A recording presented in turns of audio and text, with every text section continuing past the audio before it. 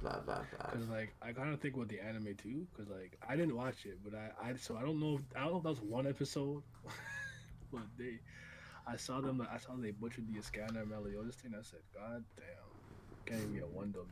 You hate to see it. Oh, there was a lot of that. So, anyways, I think we are live. Kishin, can you check that for me, bud, or something like that? I'm double checking. It says that we're live, so I'm gonna say that we are live. Welcome everybody. This is Griever bringing you guys a kind of podcast live stream sort of thing. I already did that for the final chapter of 7 Deadly Sins, but I promised you guys more content. So we are going to be doing a discussion podcast with Kishin Prime, Hemmingz, and Sundown Rider. Introduce yourself, guys. Do we go in Discord order? Because Kishin is after you. Yo. It's me, I was just trying to make sure everything was live on this. Oh, okay. I actually, Griever, for some, I don't know why. I just realized I thought you muted yourself. I had you muted for some reason. I don't know why. Oh wow, well that explains a lot. I did not know you were speaking this whole. I'm like, where is this guy? Well, there we go. There we go. I'm The like, first. Who is Kishin speaking to? I'm so sorry. Okay, so that's bad. So, all right, so that whole pep talk I did, ladies and gentlemen, before the stream, Naya heard fuck all of it, so never mind. We're going to wing this then. I apologize. Truly, I do. I you never once hinted that it's like, Kishin, you just talking to yourself? What? Sundown ain't saying a damn thing. I'm like, you know what? No, this is not the first time it's happened to me. One time I was muted, so I was like, you know what? It happened to them. But anyways, we're here. How y'all doing? Yeah, I think we're good. We've only started for a minute, so I think we're all good. It would have been bad had it been half an hour into it. Yeah. Yeah. So, anyways, yeah, boys, introduce yourself. We didn't even get that out of the way yet. Jesus. Hemmingz. I know it says River City Hero, but it's me. I'm here. We haven't had a boss hat in like a million years, but I came back to talk about sins for the last time in my life. For the very last time, so nobody expect any content on Naya's channel involving sins. And had to pull him into it to begin with, so. Yeah. He literally just caught up. Yeah. So it had to be done. But praise Eldris. And peace be you, Escanor. And that too. There we go. Sundown, you want to go, bud? Yeah, Sundown Rider here. I've been up to date with Taizai for a while. A lot of you will probably have seen my content and probably know a few of my opinions on it. But we'll get down to it on how much I enjoyed the last part of this series, much like Naya. Well, I think we enjoyed it for different reasons. I think I had fun. I enjoyed the same way like the Fullbring arc. It's comedy. It's unintentional. But it's comedy to me. Yeah, this became a comedy series. Devil is a part-timer, eat your heart out. I just finished watching that. And it's like, that ain't got comedy on 7 Deadly Sins. Fuck that. I even have that on my watch list. There you go. Okay, Kishin. Yo. You What get... am I supposed to introduce? Yeah. I lost track. I'm Kishin Prime, everyone. Obviously, if you follow my channel, which please do, I've been doing this series since I think it was 198. I've been live reacting to it, so hasn't seen like the better part of half the series. Well, more than half the series, yeah. No, less than half. Whatever. Close to it, though. Close to it. Good chunk of it, anyway. And hell, I probably wouldn't have even gotten into this series if I wasn't watching Sunpatch 94. Because she was live reacting to it, and I was like, I'm going to check this out. So, if not for her, I probably wouldn't be here right now. So. There you go. I actually checked this series out initially out of spite.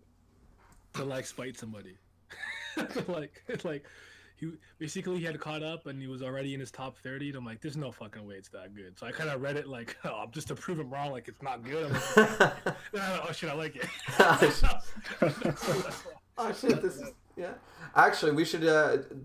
We didn't have it on the topic list, but why don't we quickly go through that? What was your first introduction to the series? Now I already said his. It was out of spite.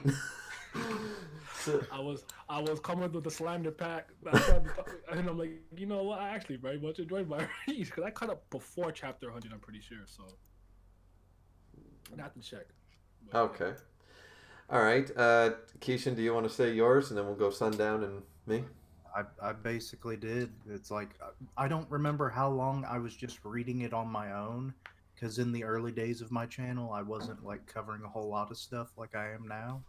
So I was probably reading it for a good 30 or 4 chapters after I caught up with it and reading it week to week before I started reacting to it. All because of Sunday. Okay. And sadly, she doesn't even do live reactions anymore. No, I haven't seen her around in a while. All right, Sundown, you wanna go?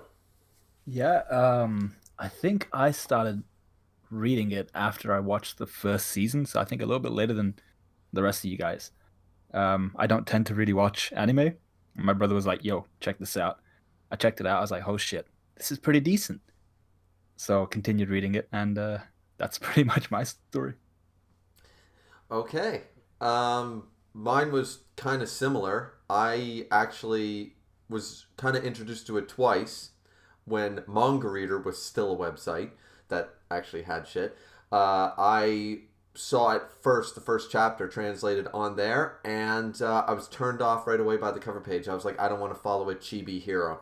So I dropped it. I read the first chapter when it first came out and dropped it, and then it was actually similar to Sundown when it came out on Netflix the first season. That's when I binged through the manga and started reviewing it on a week-to-week basis because I was like, this soundtrack is great, this anime is great, this story is awesome, let's go. So that was my introduction. But all right. So I guess I said before the stream, Naya didn't listen because he had me muted. Go figure. Canadian hospitality and all that. there has to be a reason. I don't do that for no reason. Yeah, there was a reason. There was a reason. I remember you were in a stream, and I think at one point you may have not been talking, and I was hearing something in the background, and I might have just turned you down. I may have turned you down too far. Oh yeah, that's That probably true.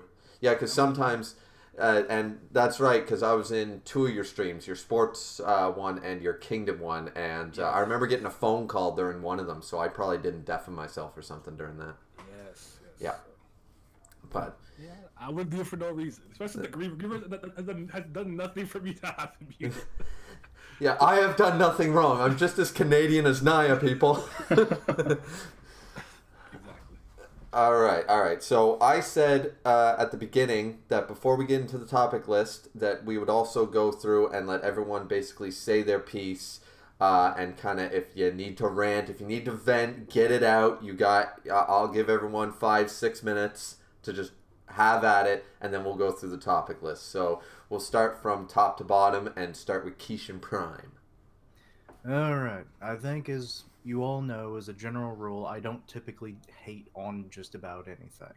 I think you know it from the Boar Hat days. We need some anger from you, some hatred. Well, hell, those Kath episodes where his ass kept coming back, and I was like, "I'm chaos. Yes, you can't kill me." And I'm like, "You are a fragment of what Arthur has, motherfucker. He should be able to stomp your ass and you never come back. But no, you keep giving these 9 lives shit." The logic was just so skewed for me. It was probably the most angry I've ever been at the series for like 2 chapters. You'd love to see it.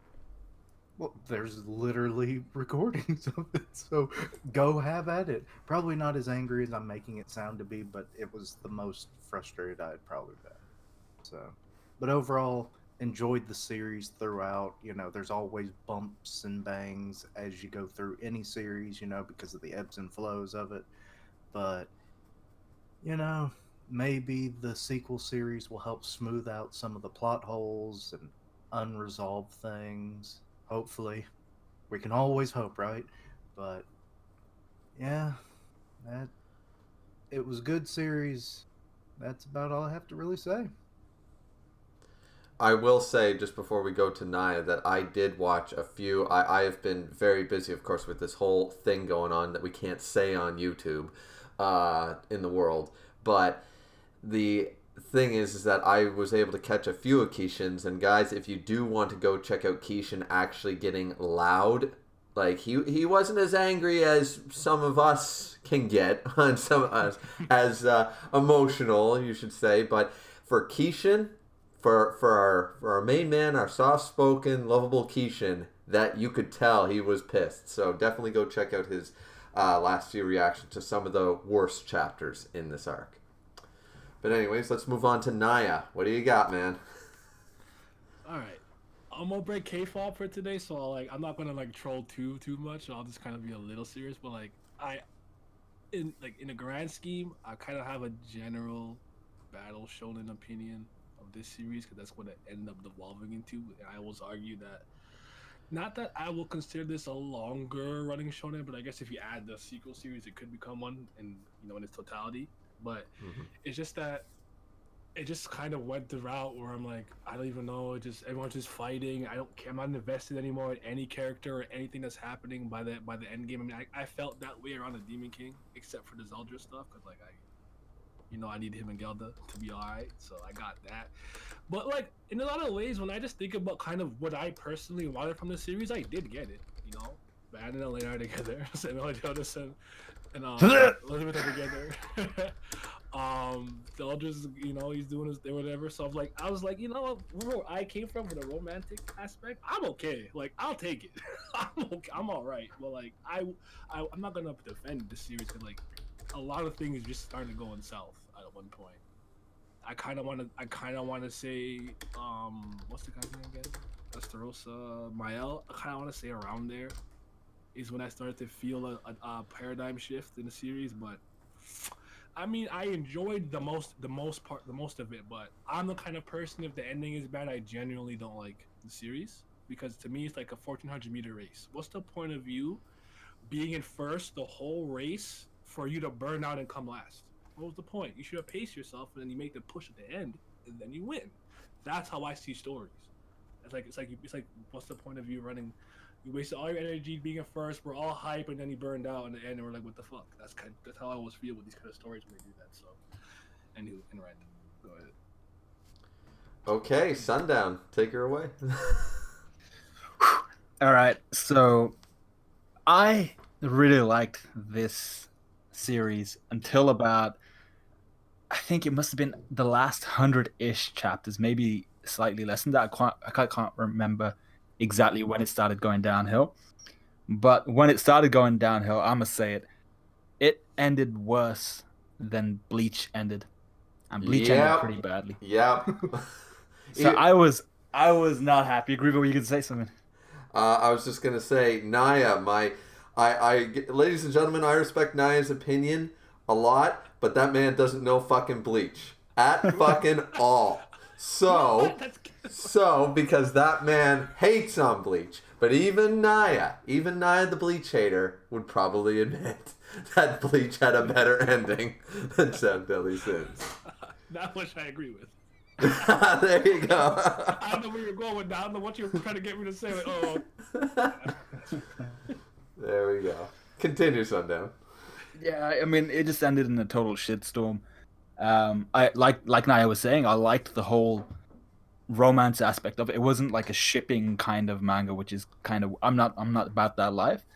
But the romance aspect of it was actually really refreshing. It was good, and the whole medieval vibe, really hit me right in the feels coming from England. So it was cool to see that.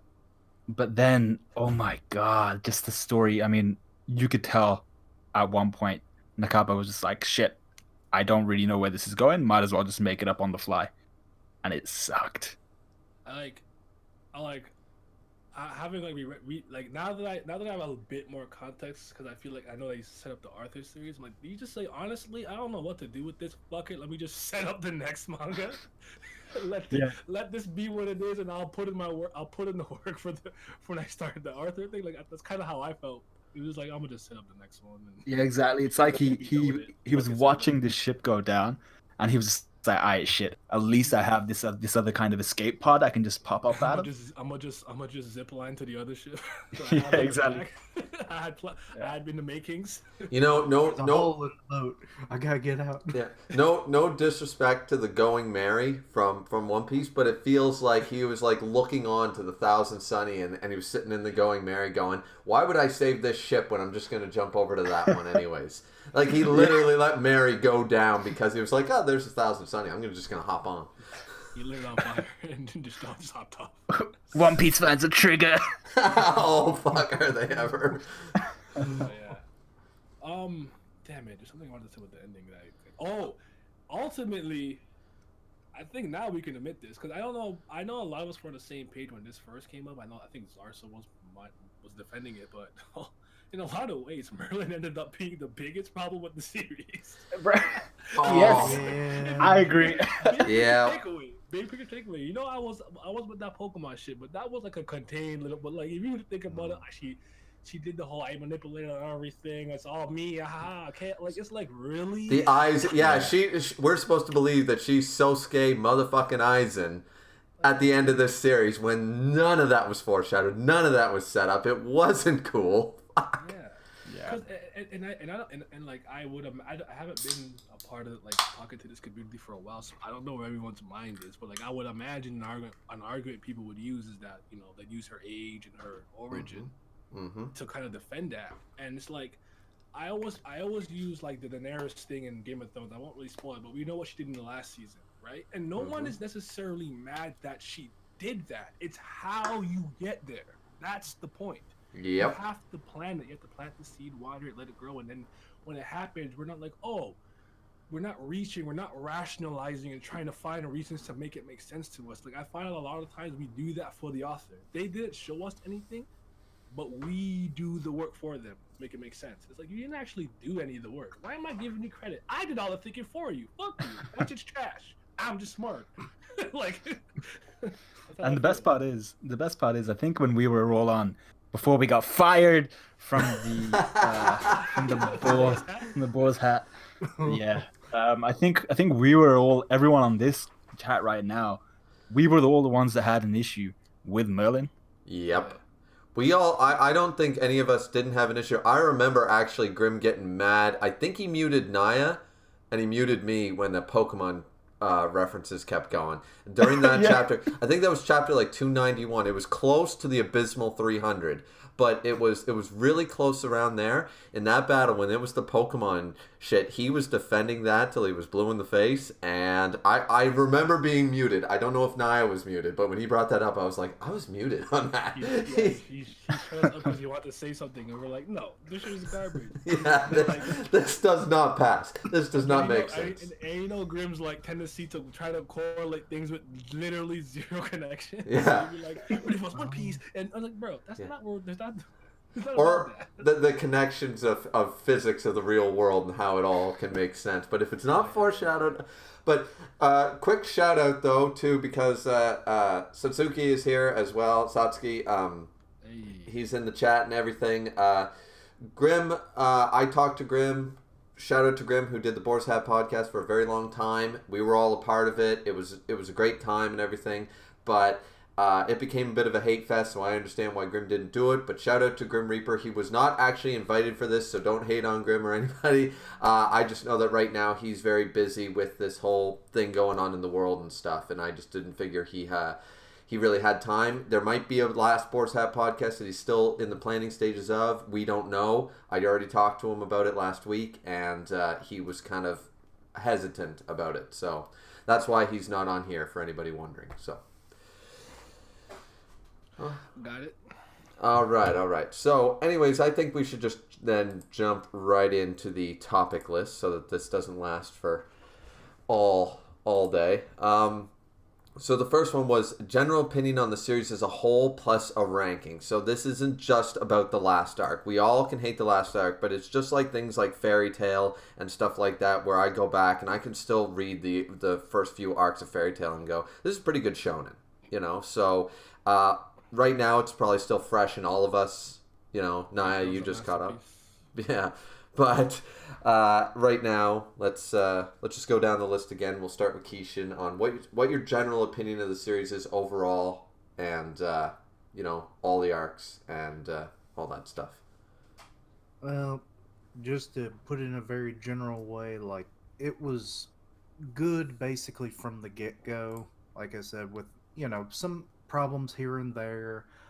In the beginning, you didn't necessarily know Merlin was going to be as big of a problem as she was. Maybe some saw that boat I did. before. Maybe some saw the iceberg before it hit, but I didn't. I chose to maybe it's like it'll get better. Nakaba will get better. It's like no, not always. But I just tried to enjoy the series, ride it out to the end, whenever the end was supposed to come, because of I think we all remember that 7 chapters crap. Yeah. But yeah, it's like it. I enjoyed it when I first started reading it and caught up pretty quickly, if I recall right, because like that was all I was reading there for a while. But yeah, like all the arcs leading up until maybe Mal was when things got really kerfuffled, and then everything after that, like it was a little hit and miss with me sometimes, but then, it was like just it'll end soon. I'll worry about it later, and just try to enjoy it. But if I'm having to give it an overall rank, I'd probably give it 7.5 maybe. That's fair. That's fair. All right, Naya, you're up. I mean, as a rating, I'm floating around a 6 right now. I'll have to think about it in detail, because like, as much as I did like the ending or whatever, there was a lot of things I liked about it. First of all, I like Nabaka's like tendency to have kind of like certain things. I would say, but if I was reading any other battle shonen for the most part, Nabaka would make decisions that I feel like most mangaka wouldn't make. And I think one of my favorite examples is when Ban meets his I guess like the what was he again? Like not a demon. He was some type of shapeshifter, man beast, something. You know what I'm talking about? And the guy who abandoned Ban to save his own biological son. Yeah, he was Oh, a- the I think he was a werefox. Yeah, Zhivago. Yeah, right. Zhivago. Yeah, Zhivago. There we go. Right. So like in that moment where it's like, the audience knows dramatic irony, but like Ban knows. So we're like, I think in most situations the author would have let that drag out a little bit longer. But he had Ban immediately come out and say it, and not even that he was, and Ban was even angry about it. So like the whole situation got diffused immediately, and I feel like most authors wouldn't take that wouldn't do that. They try to use that to like feel Ban's character or something. You know what I'm saying? Plus, but it still did. It still did Yeah, because but that was a all really happened emotional scene. It happened so fast, though. I'm saying most shonen would have made that like that could have came back hundreds of chapters later in the shonen. Like, it was you, Ban, like his like dying moment or something, and have like a final flashback to some moment they had. Like Ban's like, yo, it's cool. Oh, yeah. No, I Like, get. he Yeah. just, I'm saying he just immediately just went like, boom.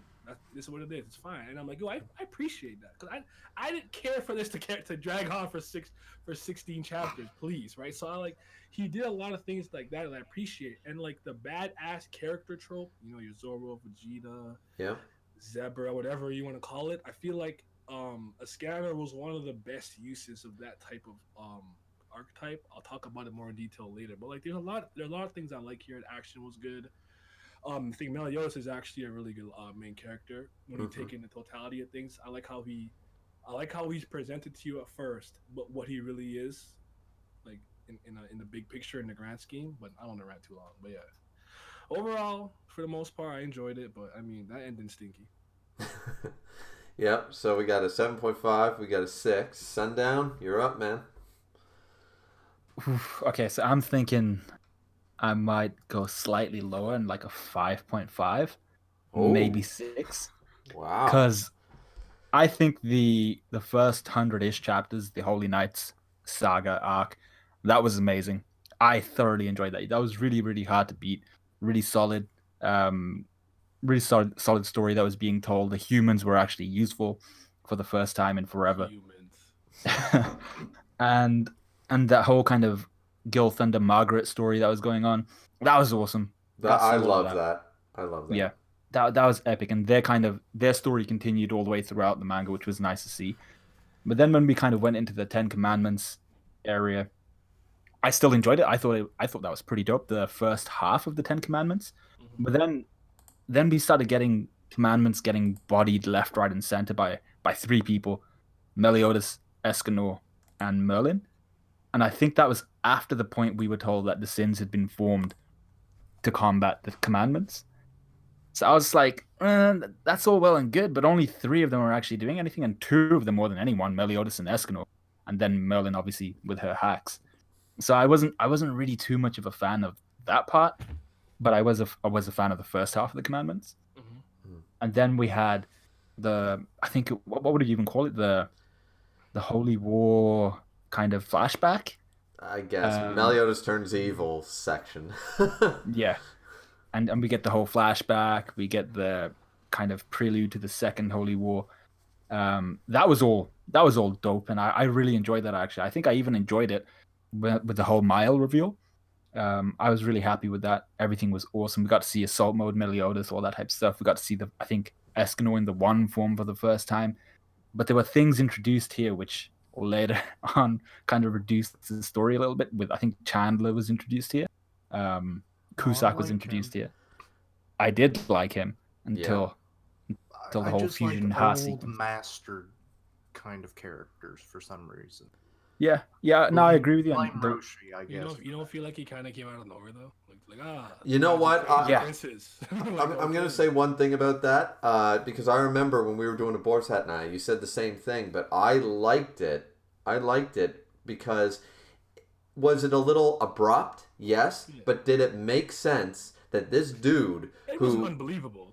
I wasn't saying that. No, but it like to me because their designs to me were better. I fell in love with Chandler's like doting personality more than I liked probably over half of the commandments, just bar none, right off the bat in the first chapter he was introduced. So that's why I can kind of forgive it because they just said, well, our seal took longer to break. And I'm like, I buy that. They're strong as shit. I buy that completely, you know? So I was good with it. I guess I don't know. It's a nitpick. I don't think it's that big a deal. I don't want to go into it. No, there are worse problems. Yeah, like that's like the smallest, the smallest issue. Like I thought even an issue. Yeah. Yeah, and then after that we had the final saga, which is I think from about 275ish onwards. That's where the big problems come in, and where we had kind of King's power up to next level power level. I think it was. Mm-hmm. We had power levels that made absolutely no sense. We had the Sinner, the Demon King, no supreme deity, Meliodas's original magic or whatever his ability was. These different types that of we don't have any explanation for. We still Yeah, don't we know what that had- is. we had Before we Bloodstained go Ellie. too far into this, when it comes to regards to King, we never got to see all 10 forms with him. Yeah, that's another thing. All the different designs for his various power-ups, we never got to see all those designs. We never even got to see all 10 forms regardless for any state of power that he had. Because I was like, I seem to recall that he was missing one or two forms. He's missing 3. Yeah. Yeah. Yeah, It's so like, good there were a lord. whole bunch of different things, and then the whole chaos thing with Kath. I swear there was, what was his name? Nanashi told Arthur at one point to keep Kath near him. So then Kath decides to start munching people's arms down, and you're just like, what? But yeah, I think after all of that shit, it really took away. And like Niall was saying, if it was a 1400 meters race, then this really weighed down the last kind of quarter. Yeah, like the last lap, you just burned out and everyone passed you. Nanashi was the samurai from Wano where One Piece got cut short before Wano happened. Like literally, like set up for something, and we have no idea. Yeah.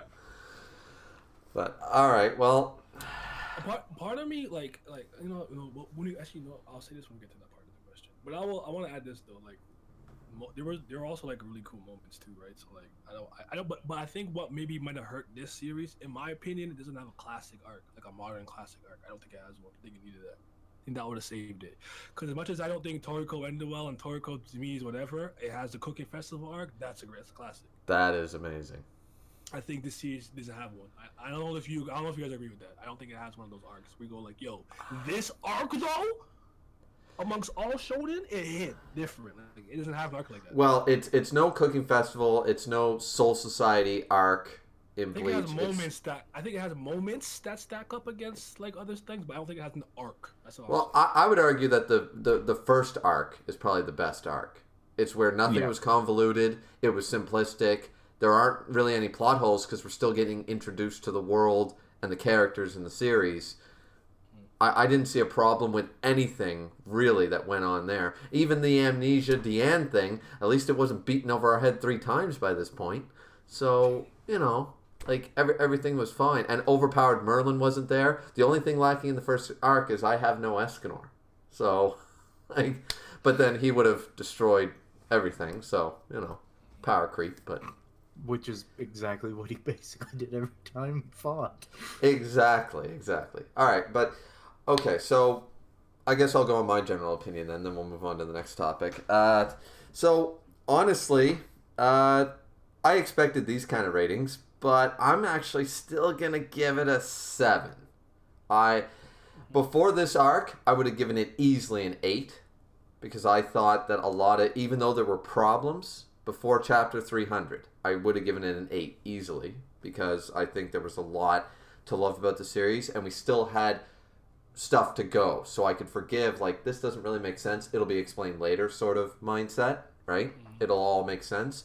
So up to that point, I would give it an 8. And it's really hard for me to give it lower than a 7 only because this series is how I started my YouTube channel because I thought I could pull a Tekken 101 and, like, Bleach was over, and I love Bleach, and I was like, well, what am I going to review? And I'm like, I don't see a lot of Taizai reviewers, and I really love Taizai. Once I did the same thing as I already said, like Sundown, watched the anime and went, holy shit, this shit's awesome, and it's Britannia, I'm a British Canadian, I grew up with my dad, I'm like, this is hitting home, like, great, so I'm like, okay, so there's a nostalgic feeling that this is the whole reason I started my channel, was this series. This and Food Wars were the two things that drew in. Both of them betrayed you. Yeah, and both. Yeah. You're not good at picking them, are you? No. We're gonna get you to one though. We're gonna get you to one. Don't worry. Yeah. Naya's gonna find the series for me, ladies and gentlemen. You heard that. He's gonna find one with a half decent ending, and it's gonna get me the views. But Naruto. Yeah, well, go fuck yourself. I need to start getting into Beast Wars, I'm telling you. I know. But yeah, I think overall the series was pretty good. I'm trying to look past the last arc because I think right around the time of, not as far back I don't think as Sundown was saying, like 100 chapters or a little lower. I think really the big turning point was 300. I mean, Merlin was always hacks and stuff, but I mean, that was really the only major problem with the series up to that point. We had a hacksy Merlin. Okay, one big problem. That was it. After chapter 300 and the Demon King was reduced to a body snatcher, everything just went downhill. So, anyways, I just think overall, I still like the series. I actually just received volume 34 in the mail today, so I have volumes 1 to 35. I bought it. I still read it. I like it. I can go back and watch the first season, no problem.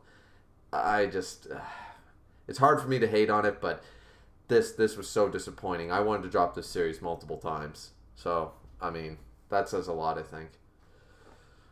I hear you. Shit, I probably gonna say. When I remember, I'll say it. Okay. So we've already kind of said this stuff, but I guess quickly again, what's the thoughts on the ending of the series? Did anybody have anything good to say about the action? Bad. Yeah. It was bad. I don't like it. Freaky fusion child. But I did laugh a lot. That matters. Sometimes I don't know. I just like like I'm reading it like this guy does not care. Like he just wants to set up the next series. He just not like I'm like it's not good, right? But I'm kind of like, really? This is this is the move? This is what we're doing? Like, I'm just reading. I'm legitimately giggling like while I'm reading. See, did you guys not get like serious fairy tale vibes in the Ye- last part of this? Yep. The reason I did it? No, I didn't. No. No, I'll tell They you. weren't, like setting off on an adventure or anything. But I like fairy tale, so Yeah, I like Fairy Tale too, but I gotta say one thing is that at least Acnologia, even though like his power, like the ending was kind of bullshit, at least he was set up. Chaos wasn't Yeah. set up at all. Yeah. You could make the argument for Kath. You know, if you knew anything about Arthurian legend, that was easy. It's like the names of Bon and friggin' Meliodas' kids. That was called. I wish it was different, but I mean, it was easy to figure that out. Nakuba wasn't very original with that, but it was just like, okay, yeah. But let me ask you guys this then. Instead of thoughts on the ending of the series, do you think the last 2 chapters, were they really that bad to end off a series? As far as... I didn't hate the last chapter. Oh shoot, I didn't go first. Go ahead. It was an okay send off for some regards, but with the fact that there's going to be a spin-off sequel, it helps lessen the blow for those the nitpickers and everything. It's like with everything that had come before that was problematic, and then you end on this note, because I'm still hating on the fact that we didn't get to see Arthur, Merlin. We didn't get to see the wedding of Diane and King or their kids. None of that shit. Didn't get to see Escanor in the clouds or like his face appear in the fireworks. That would have been like a great moment. I'm like, But yeah. But yeah, let's hope for better. So I don't know what else to say. I said what I have to say about that nigga. So for better. Yeah. Sundown. I don't think. No, I didn't hate. Sorry. No worries. I'll just say this one thing. I guess I'll just say. I'm not gonna. I guess. You know what? I'll say the next question. It ties into the next question, so I'll wait. Sorry. Go ahead. No worries, no worries. I don't think I hated the last 2 chapters. We'll come back to this later, I think, to address Merlin and what I think should have happened to her. Yeah. But yeah, the last 2 chapters themselves were fine. I thought they were a pretty decent ending. We got to see our boy Tristan in what was some long ass t-shirt. But yeah, I mean, I was fine with it. I'll say like kind of what Sundown say, like the last, like if you're talking about the quite literal ending, how it ended, it's whatever. Like it didn't necessarily bother me. It's really what I mean is like the final conflict, the conflict at the end. So like I would say like I like how Korra ends, but I hate how the conflict with Korra and Kuvira ends. So that bothered me. You get what I'm saying? That's really what I'm saying with this series. It's not like that literal last chapter and panel were awful, but it's just like the end game was really bad. So the ending don't hit as a result. I think that as far as an epilogue chapter, I've never seen a shonen where you don't have a time skip, whether short or long. That's always the ending of a shonen. So, and actually that's the ending of a lot of mangas and stories in general. So as far as that goes, we knew we were going to follow the kid. We knew we were going to just see like all our characters again with new haircuts and 10 years later and all that crap, or 5 years later, whatever it ends up being, right? It's always the same thing. Bleach ended that way. Toriko ended that way. Naruto ended that way. Everything ends that way, right? So as far as the last couple chapters, it wasn't bad because they didn't go into the problems with the series. Those chapters didn't have issues on their own because there was no plot to screw up. It was basically just tying up some loose ends. Here's where the characters are 10 years later. It's like, okay, that's where they are. The only issue I really had with the last chapter was Tristan's design was like just such a, like, I thought it was a girl for a while. And I did too, until I remembered the name. Yeah, and that's more boy. Yeah, and the first thing was Prince Tristan, and I was like, okay, well, this is kind of weird. And the other thing was translation error. Yeah. Translation. Yeah, and then the other thing was, okay, Bond's a king now. King of what? Yeah. I thought that too. He was king in Arthurian legend, but this ain't the same Bond. So, like, I mean, it's an inspired story, right? Like, clearly, a lot of the changes are there, right? So I know It's what not he's. a retelling of the story. It's taking things, the inspirations from Arthurian legend and whatnot. I know what Right. he's the king of. Somewhere in the Fairy King's forest, there's a little shanty town, and every building is a different bar. I mean, I would That's what buy he's been that. doing- That's what he's been doing in the last 10 years. Or 12 years almost. Is he's been building this shanty town. You know what I forgot to mention? What's I that? forgot to mention the one thing that actually did throw me off about these last two chapters. Hmm. When I saw Elaine pregnant, I was like, ugh. Oh yeah. Oh, Whoa. Take that's that off my screen. even though I think she's supposed to be in her adult form. It still looks wrong because her adult form still looks like a 13-year-old. I'm like, Yeah. no, this is Y'all creepy. y'all doesn't matter. Y'all getting a fairy coochie. It hit different. No, I can't do that lolly shit, man. I just can't. Fine, obviously, but all I'm saying is, at the end of the day, she literally is way older than him. So let's let my man rock. Yeah. Oh, I love that. I always love that excuse. It's like, oh, let's take a 9-year-old, but she's 2,000 years old in this manga, so it's all okay. Everything's fine. It's like, no, it's not. I don't like anybody built like a boy, but that's just me. But you know, I don't hate Elaine. I like the couple. So I don't mind Elaine, and actually, other than one or two scenes, I don't mind it because mostly I can get in that headspace that she is 3,000 years old, blah blah blah, that kind of stuff, or 1,000, whatever she is. So I can get in that headspace. But the pregnant, I'm with Sundown. The pregnant Elaine was. I probably didn't even notice. I don't think I stared at it that long. So Nah, it definitely was skimming. When she was holding, her belly, I was like, stop. Definitely Stop. skimming. I just pressing down. So. I just want to know, like, the mental gymnastics it took to make that possible. For them to have a child, considering fairies are born from flowers.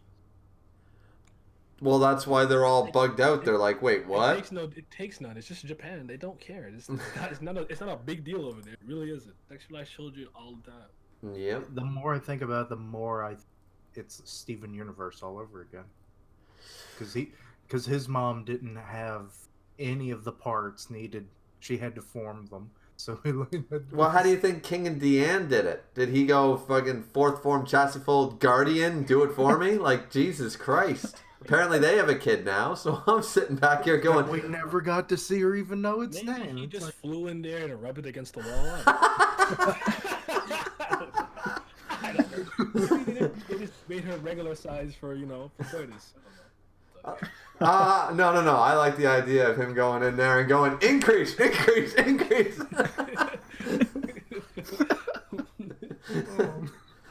don't know what to tell you. They're chilling. He's like, I found a new hidey hole. Oh, Jesus. Oh, no. Oh, yeah. But, all right. So, moving on to the next part, I guess is, it's been called a few things, but the sequel or the spin-off series, apparently it is happening. What are your predictions for it, and are you going to read it?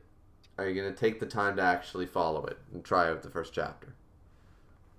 I will definitely live react to at least the first chapter, see how it looks and everything, because, like, first of all, if the art isn't of at least the same standard, I don't care to look at it. So, but presumably it's all Nakaba's doing, so at least it'll probably look alright. Story-wise, we never can tell with Nakaba, so... so I'll definitely at least do one live reaction of the first chapter whenever it becomes available. As for predictions, it's like, I made a prediction during the last chapter that was like, what if, like, all the kids of the Sins, they form, like, the next generation of the Seven Deadly Sins, and potentially maybe that's the four horsemen of the apocalypse. Because look at how powerful their parents are. So they're probably eventually going to get to some high level of power themselves. Or they're gonna do the thing where they just give the kid like the hybrid of both their parents' powers, so they just get both of them at high levels. Well, now we have there's literally 3 hybrid kids. We got a giant and fairy kid. We got a fairy and a human / demi-immortal thing. I don't know what to call Bon anymore. I don't even know if you can even account for that. I don't know what to call Bon anymore. And because I always hated that. Oh, we got a representation for every single race. I'm like, no, you got 2 Immortal humans. isn't a race. Yeah, you got 2 humans. But anyways, and then you got, goddess and demon. So, like, if you found out a 4th one, which I don't know. But yeah, I mean, I don't mind that idea. That would make sense why they got, Well, potentially whatever children that may have come from Arthur and Merlin, because that was always a potential pairing. Oh, God. See, in a series... No, I'm going to go on what Naya was saying Imagine how before. broken that child will be. I'm going on... No, I'm going... Just imagine it. It will break your fucking mind. No, because I still hold up a candle for Escanor every night. So, I even said that they would name the child Escanor in his honor, and which then I would not feel as bad that the child is so damn broken if he's named after Escanor. I'd feel even worse. I would feel worse. I'd be like, that'd be a slap in the face. The one good thing Merlin has done in this series is give that man a goodbye kiss. That was the one good thing she fucking did in this series. So, but no, like, I'm just gonna go off on what Naya and Sundown was saying before about the whole, like, you don't need to ship in this series. I like romance in my series. One Piece being kind of an exception, same with Toriko. But if there's no romance in the series, I need a love story. But I don't want to have to ship my love story. I want there to be something there. Doesn't need to be at the forefront. It can be in the background, but I want it there. So with this series, the pairings are set. We know what they are. Sure, you can be in camp like House or Deanne or whatever, but you know it's not panning out because Deanne and King, right? But it's fun, it's lighthearted, it's fluff, whatever. So, and Gil Thunder and Margaret, and you got Meliodas and Elizabeth, and you just got so many pairings, Bon and Elaine, you got enough pairings that it's kind of like, you don't need to ship, it's nice. So the fact that people ship Merlin and Arthur, and then it's like, that would just rub me the wrong way when it's just not, on the page told to us that way. I just listed as a possibility. A lot can happen in 12 years. Is all I'm saying. Yeah. Okay, I don't want to think about that anymore. You're up.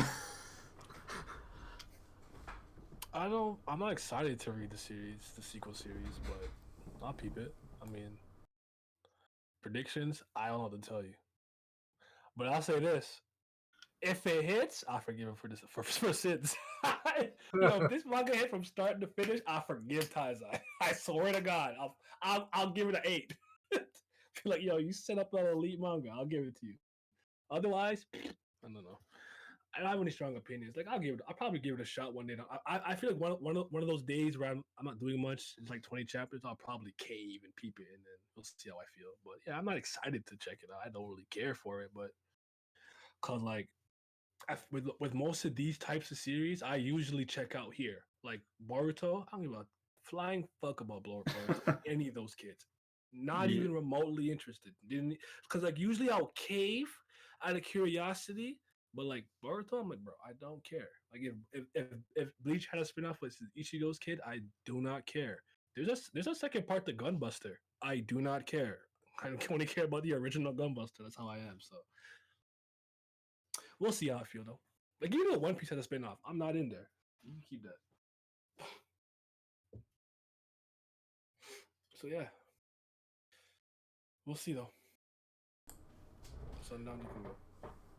Yeah, I think I agree with Naya in the sense of I don't have anything to be excited by. I'm definitely going to read through the first 10, 20 chapters just because I feel like I kind of need to. I feel like I've invested too much to stop now, even though I said that about chapter 300 as well. Yeah, I mean, just the way that the power scaling can go now, I feel like it can only really get worse, right? So we had King at the no, sorry, it wasn't King, it was Arthur going the whole King of Chaos shit. And if we get enemies that can give him trouble or give his Knights of the Round Table trouble, which is where I think this is going, Tristan and Lancelot being Knights of the Round Table. Mm-hmm. If that's where we're going, and these guys are hybrids, they're more powerful than their parents, and we have the King of Chaos who they're kind of swearing allegiance to, what type of enemies are they going to have? And are they going to be like Demon King level, and everyone's just at that level now? Like that's just the norm. If it's like that, I feel like that would really spit on Taizai as a series. It's kind of the reason why I don't read Boruto is because I've seen a lot of these characters in there that are meant to be like Sage of the Six Paths level, and I'm just like, but that shit was Endgame. How is this the new norm? The reason you don't read Boruto is because it's Boruto. I mean, I hear what he's saying though, because like it tries to like draw you in with Naruto and Sasuke are dead, and I'm like, who the fuck could have possibly killed them? I'm already out. Yeah, exactly. That didn't work. Oh, I saw a They're chapter. not even dead. Oh, Kishin and I already talked about this. Kishin, do you remember that chapter?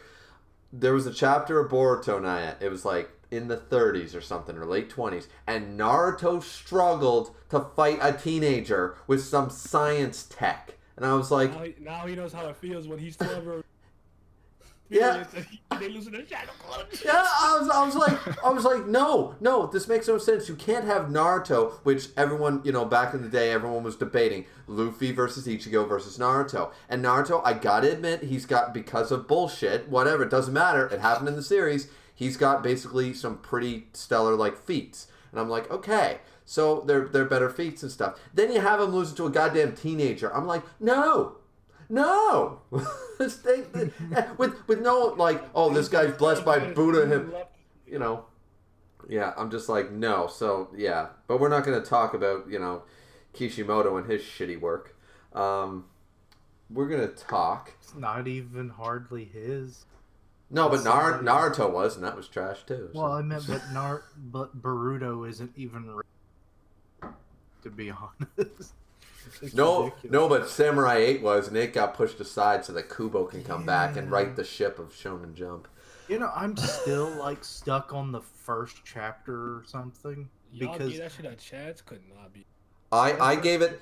What was that? I made a video. It's my most hated video on YouTube. It's got the most dislikes, and it was. I read that opening thing of Samurai 8. It had like 90 pages or 70 pages, and I was like, okay, so this is roughly 3 to 4 chapters of of a regular weekly. And I was like, okay. So it was crap. I called it out for being crap. And everyone was like, oh, well, you're only basing it on one chapter. I'm like, no, I'm basing this shit off of almost 5 chapters. This is 5 chapters in. People would argue that you never gave it a fair chance because you never let the story, get a chance to develop or set up or whatever. But it's a sentiment that I agree with, but I also say that if you read Samurai 8, right, first chapter, and if you didn't if nothing gave you a reason to want to read chapter 2, not a single thing, you are completely justified in feeling that way, and don't let anyone tell you otherwise. Yeah. If I read something, it's usually like, okay, I didn't too much care that much about the first chapter of My Hero or something, but I was interested in seeing what was going to happen with the dynamic of Deku and All Might with the very last panel. It gave me a reason to click next chapter. Yeah, I'll agree with that for My Hero. Right? So it's like, I understand people you should probably give the series enough time to try to do something before you gotta for your opinion. But if you don't want to continue, you don't have to. I don't like people. And then Jump didn't give it much time. No.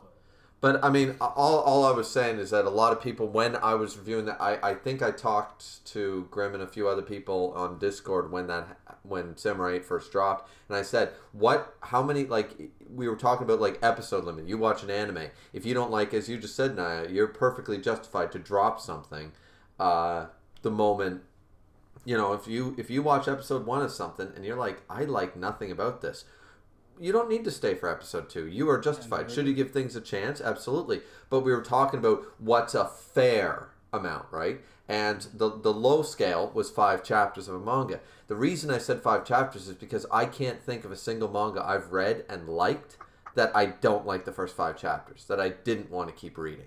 So if it couldn't hook me in the first 5, that's just my own personal opinion. Not to say it doesn't get good. Just, for me personally, I was like, no. So, but anyways, all right, we got off topic a little bit there. Always. Always. So, my quick predictions for the spinoff is basically, okay, so yes, a lot of people have been asking me, will I review it? Will I give it a chance? Yeah, I will. I'll read it. I'll probably review it like Kishin is. I'll give it a shot. Sundown, I missed if you said you were going to review it when you read it. That's not. You did not say that. No. I'm just saying. Struggling. I'm just saying. I just want to make sure that I didn't, He's like, please don't put that evil on me. Let's what happens. Whatever. There you go. You know what? Boys and girls, I'll watch Griever and Kishin's first reviews. Just to see if you like it, huh? If we can make it better. There you go, Kishin. We have to tell Sundown at the end of our reactions. We have to say, okay, Sundown, you can watch this or read this or whatever. It wasn't the garbage we were expecting. Turns out it was recyclable. But I'm just going to say that as far as the sequel, I agree wholeheartedly with everyone who has said it already. I think all of us have said it, that pretty much felt like Knockabout gave up on Sins to go to the sequel series. Not another series, a sequel. And that leaves such a bad taste in my mouth for Nakaba and his attitude that I had to be convinced by almost everyone who watches my reviews and stuff to keep saying, oh no, please, you gotta, watch this and stuff, or keep reading this when it comes out.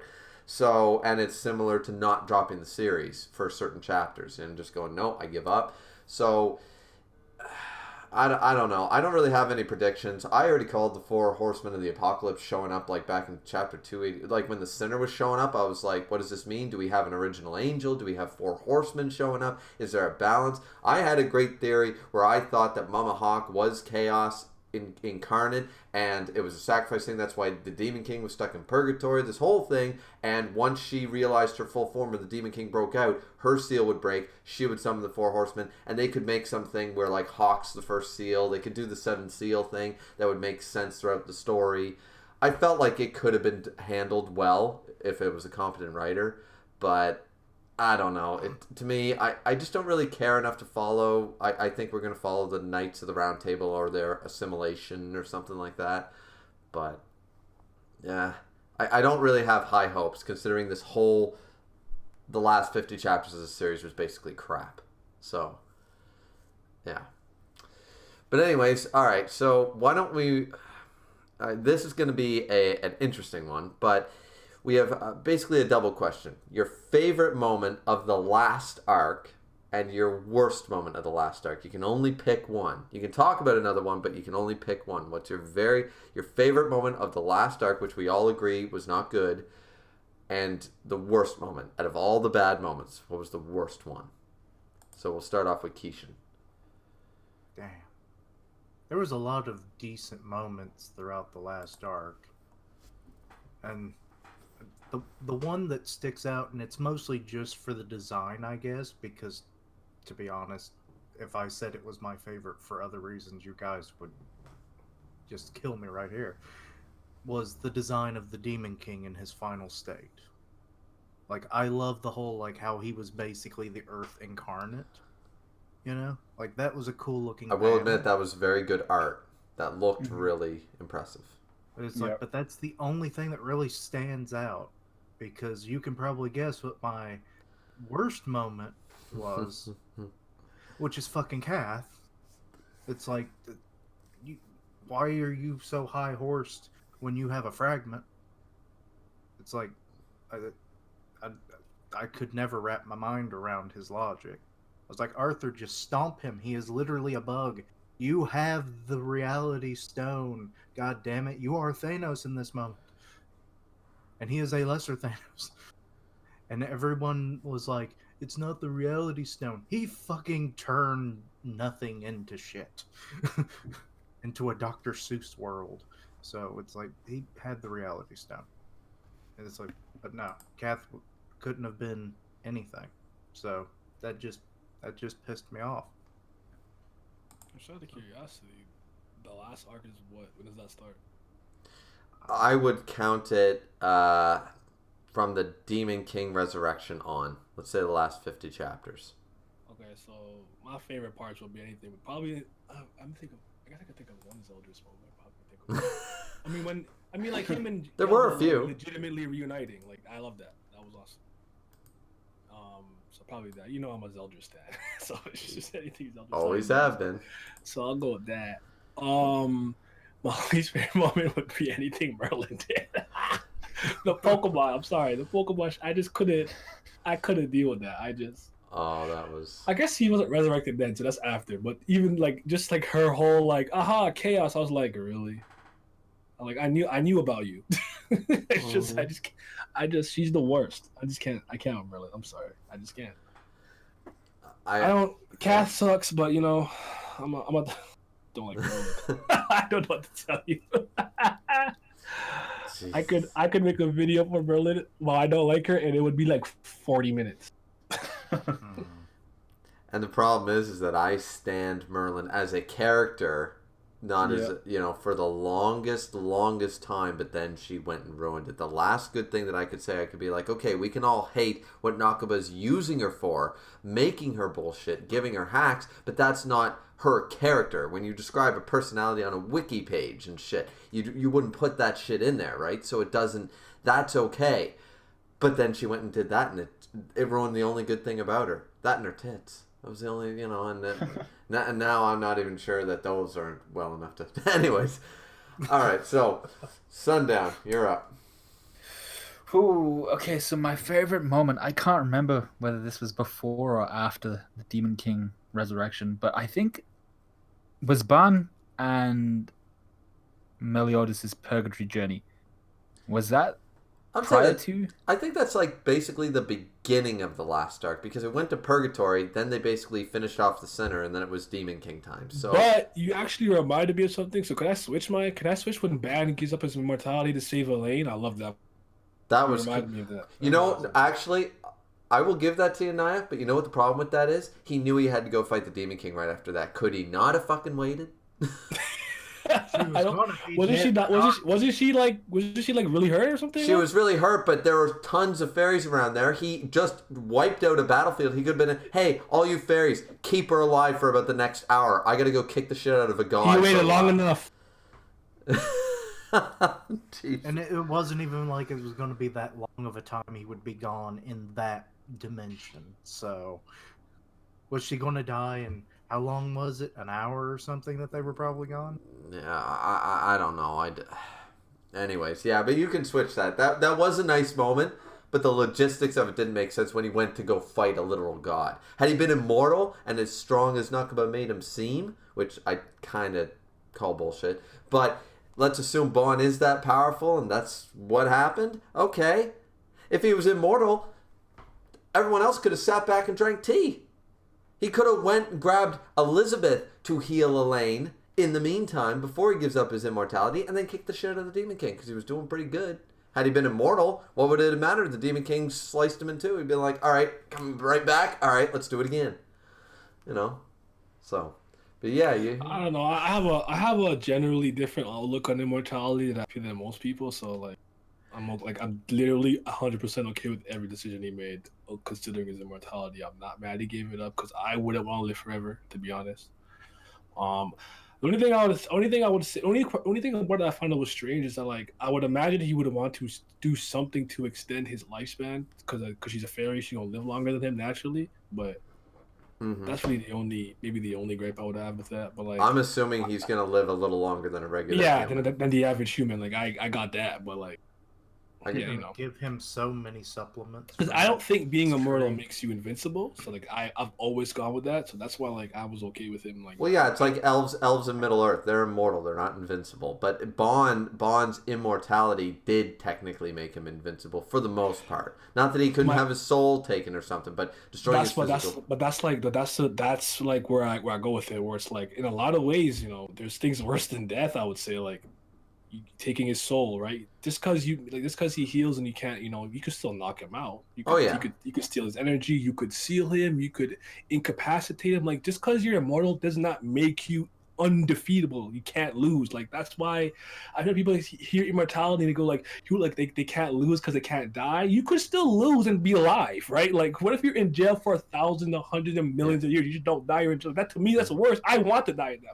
Yeah, like we're like, I'm immortal tomorrow doesn't mean I'm gonna win a fight against Dwayne Johnson.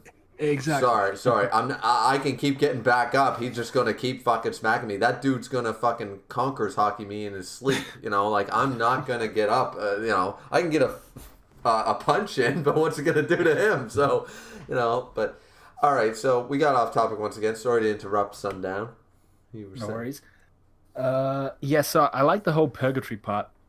And seeing kind of, I think, it's Ban and Meliodas meeting again while Meliodas was in was it some weird purgatory form? Yeah, Like best bromance in manga in recent, anyways. Was Ban. Yeah, so I like that. That probably wasn't the best part, but that's the part that's standing up and jumping out at me right now. Mm-hmm. I just thought that part was really cool. Quite an emotional moment between two guys who were like really relying on each other, and they relied on each other for the next like few thousand years they were down there. The part I hated the most, we gotta pick and choose here, but I think it might have been Escanor's death, and I know I was nowhere near as pissed off as Griever was, but I didn't like it. I was not a fan. Seeing the way that Merlin acted during it, after it, before it, I was like, this is number one bullshit. And I didn't like it. Mm-hmm. Well, all right. So here's what I'm going to go off of. Sundown, ladies and gentlemen who are viewing, is not incorrect that I hate what ended up happening with Merlin and Chaos and the Eisen stuff and the Escanor death. But as a standalone, if you read right up to that chapter, that's the best chapter of the arc. Bar none. The Escanor death could have been. There was one slight flaw that he didn't need to go Ultimate One or whatever they called it. There is a slight flaw there, and it was an easy fix. You just keep Meliodas in the Zeldris world for a little bit longer in the Mind world, and then Escanor needs to do it to save like Deanne or King or someone from the Demon King. Then it would have been fine that he had to. But that death scene was great. Was fine. That chapter actually got to me. It's one of the best chapters. That in 317 where he's standing up even when he's in nighttime form and he's like, I'm still in Holy Night. Like, I can't do anything, but I'm still gonna stand here like a boss and take it. So for me, actually, the Escanor death was great. Sundown, my good friend, is correct that once after that chapter, when I was still thinking like Merlin actually had a heart and shit, then it's all for nothing. Escanor's death did not need to happen because of Merlin and all that crap. So I'm going to use... there are so many moments that I hated about this arc. There were so many chapters I wanted to drop the series. And there are very few to love. I'll go with Purgatory. Purgatory was great. Naya's, Kishin said the design and stuff. Everything, I agree with all those, but I'm going to say that the Escanor death chapter is both my favorite moment and my most hated moment. Reading up to it, it's my favorite. Right afterwards, it makes me hate that he died. Because he died for nothing. He died for Merlin. I think that was my issue. Yeah, that's my issue. Like, I saw it coming, so it didn't shock me. And I know they had the one little cough, whatever, but I don't think they needed to do that with him because I felt like the whole point of his death was, in a lot of ways, was that he was overusing a power that was too great for him. But I felt like the drawback was enough that like he was absolutely useless in the nighttime, right? I thought that was enough. Yeah. So I almost thought like that was the Grace's way of not harming him. So like it can only give him power for half the day, and then half the day he'll be okay. He's recharging, whatever the case. So like.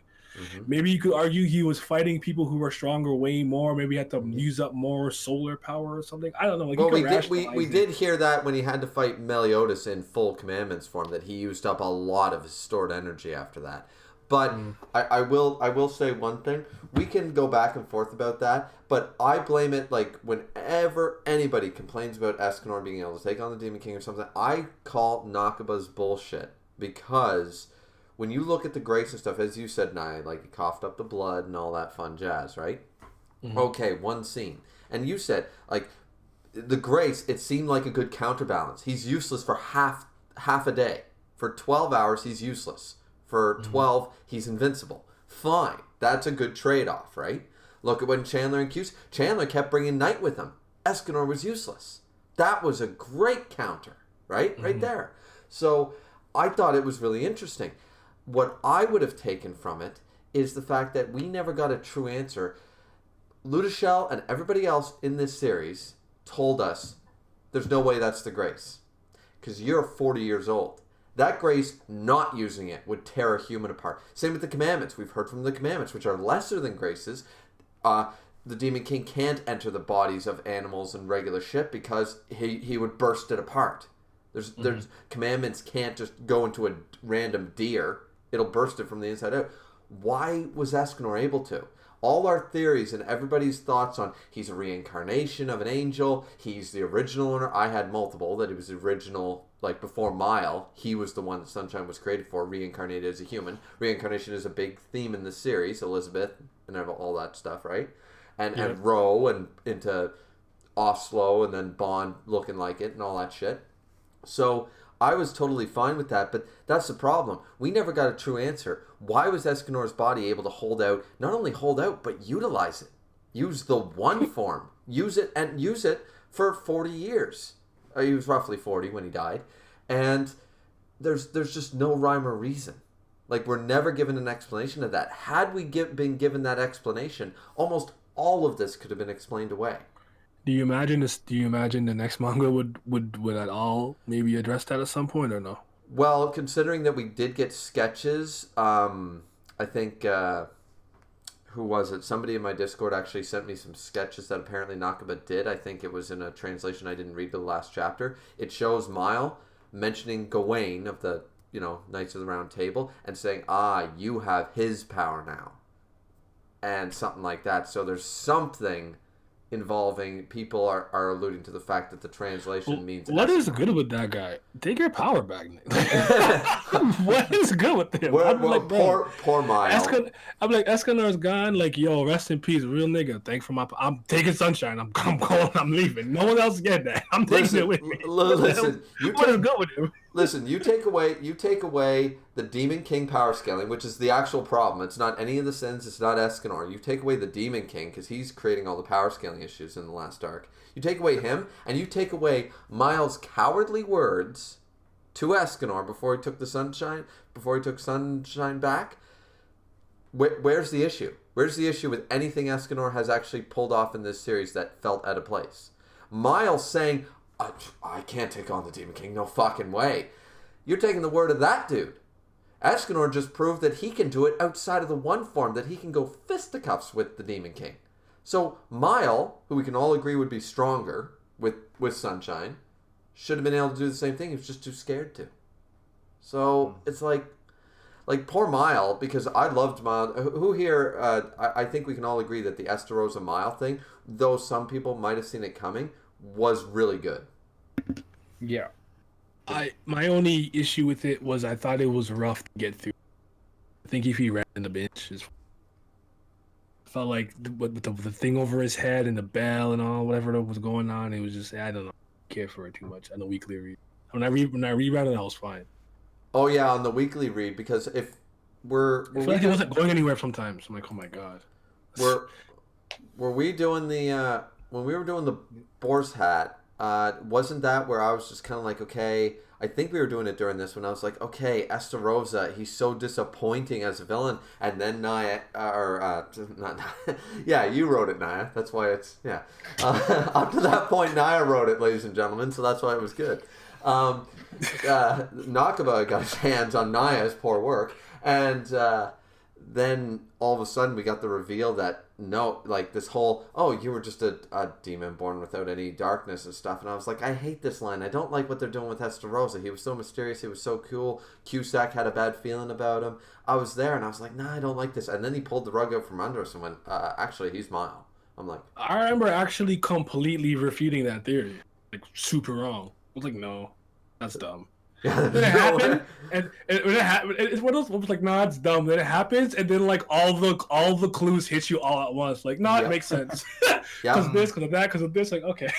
Because I remember all of us, and I think I remember watching Sundown and Kishin's review too on this when we were all like, basically questioning like, okay, how does he remember Elizabeth then? Like, how does this make any sense? Like, if he's a brother, like, where was Zeldris? Where was this? Where was that? We were all questioning it because he had memories of talking to Elizabeth, but as an adult. Why wasn't like it? The timeline just didn't seem to add up, and then all of a sudden it all made sense, you know. So, but yeah. All right. Well, I think that's the moments. This is exactly what Naya was waiting for. So let's go favorite character and why. Now you're going to have to wait a little bit while Kishin does his part. But favorite character and why, where we just get to basically fangirl over our favorite character from the series. This one's a tough one for me, boys. I do like my immortal characters, so I might have to say Bond. That's my second favorite. It just, I think you all know the reasons why I love any character that can like regenerate damage and stuff in a quick way, or the immortal character and everything, and just kind of keeps getting up. It's like the way he did it was always a treat, you know, because like he would get so damn mangled like every single fight. It's like, it wasn't even like, oh, I just lost an arm. It's like, no, he'd lose like his whole top body. And it's just like, 5 seconds later, I'm back, motherfucker. And then he'd win. It was like, so it was great. It's like Wolverine doesn't necessarily even do that every time. So, you know, it was fun with Bond. I have to agree on one thing, is that the English dub, and no, I don't watch dubs exclusively for anime, but I gotta admit that I agree with you, Kishin, because he made it actually funny, like when they were losing in the Hendrickson fight and he was like reforming, and it was part of my theory that actually he takes longer every time to reform, or he can't move as well if he keeps being blown apart to bits multiple times. But he's laying there, he's like, oh, good job, guys. Way to really show him who's boss, and then Hendrickson just jumps down on him and splits him in two again, and he's just like he's just being a sarcastic ass the whole time. And I think the English VA did a really good job of portraying that. Like every scene that he's being blown apart, it was always comical with him. But yeah, and plus his relationship with Eileen was just top notch. Like, it was such a thing you weren't expecting to happen, like in their backstory, like with the way it started after their meeting and everything, him just trying to get to the Fountain of Youth and everything. So like that just further endears you to the guy. Like he just took all that time to just talk about booze. Mm-hmm. Which I'm sure you appreciate that, Griever, being the connoisseur of the booze yourself. No, not at all. I'd never drink.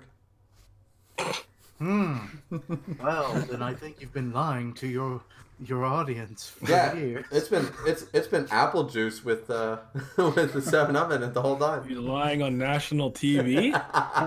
I rated the liquor stores, empty bottle stocks that they just throw out in the dumpsters and fill them with various watered dyes. Absolutely, politicians do it all the time. They lie on national television.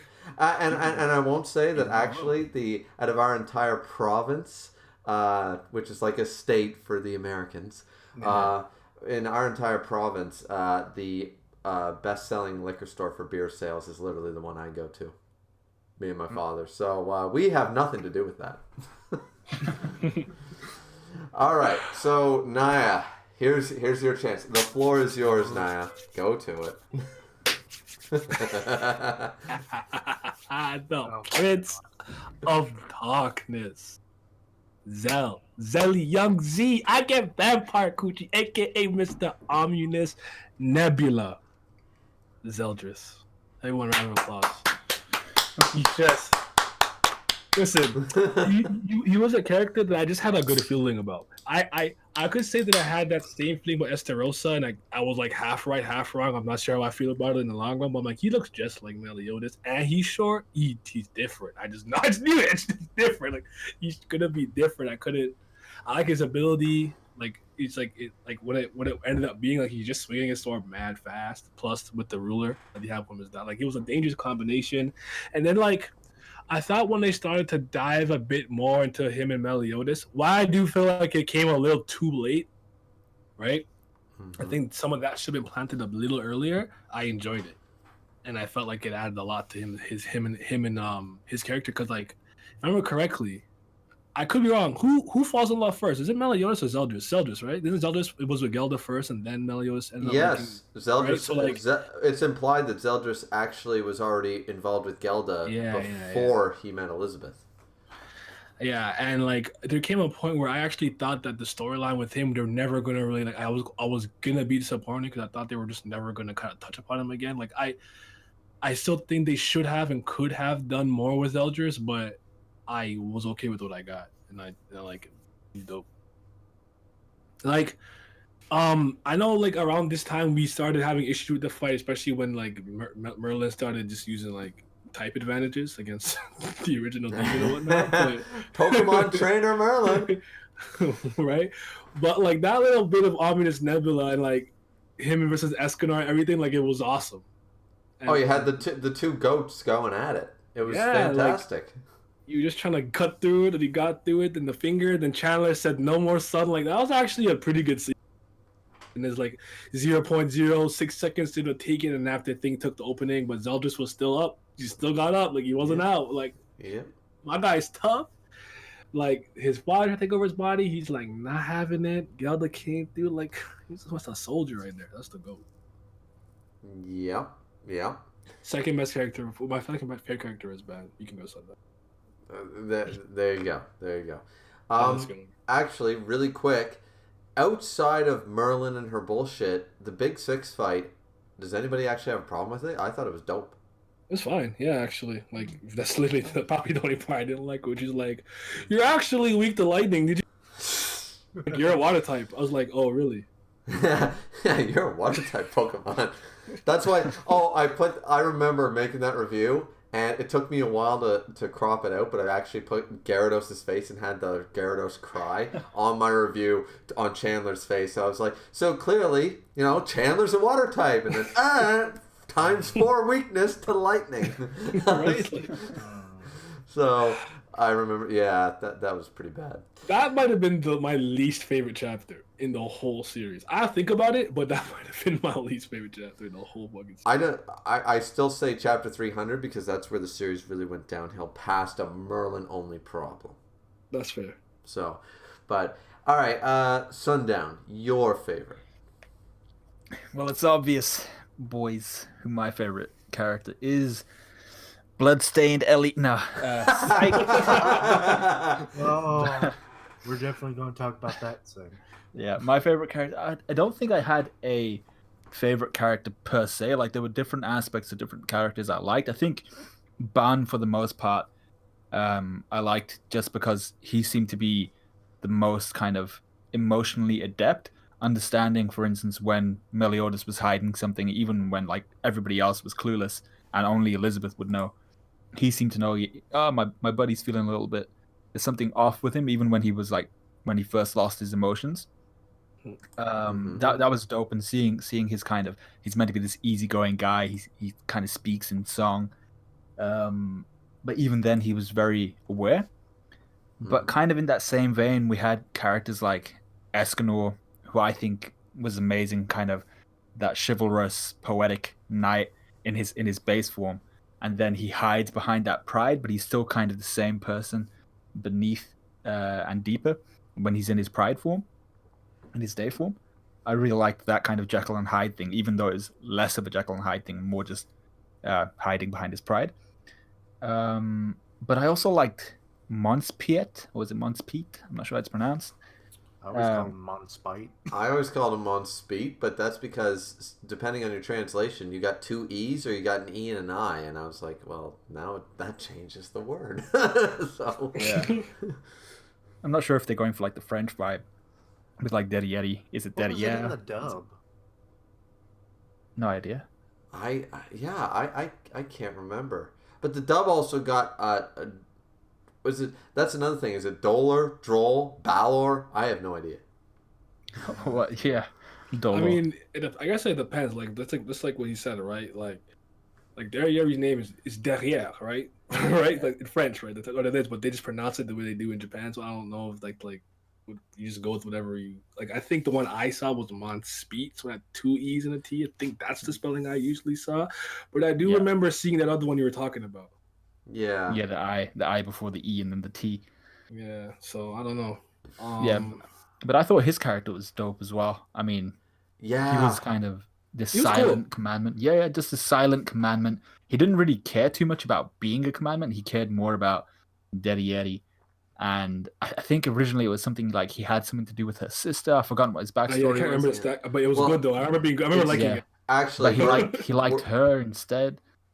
We're up It to was that dope. point in the abysmal season 3 of Taizai. We're up to that point just after Monspeet's death, and it, even though not handled well by the anime, it was still, I was sitting there going, I remember when this shit was fire. I remember when this was going down. I was like, Taizai was still fire right here, because this going down and the death. And it's funny that you mentioned, Sundown, that he didn't care about being a commandment when his commandment was literally silence. If you recall, that's the whole reason he really couldn't have feelings about any one thing too strongly, because of his commandment.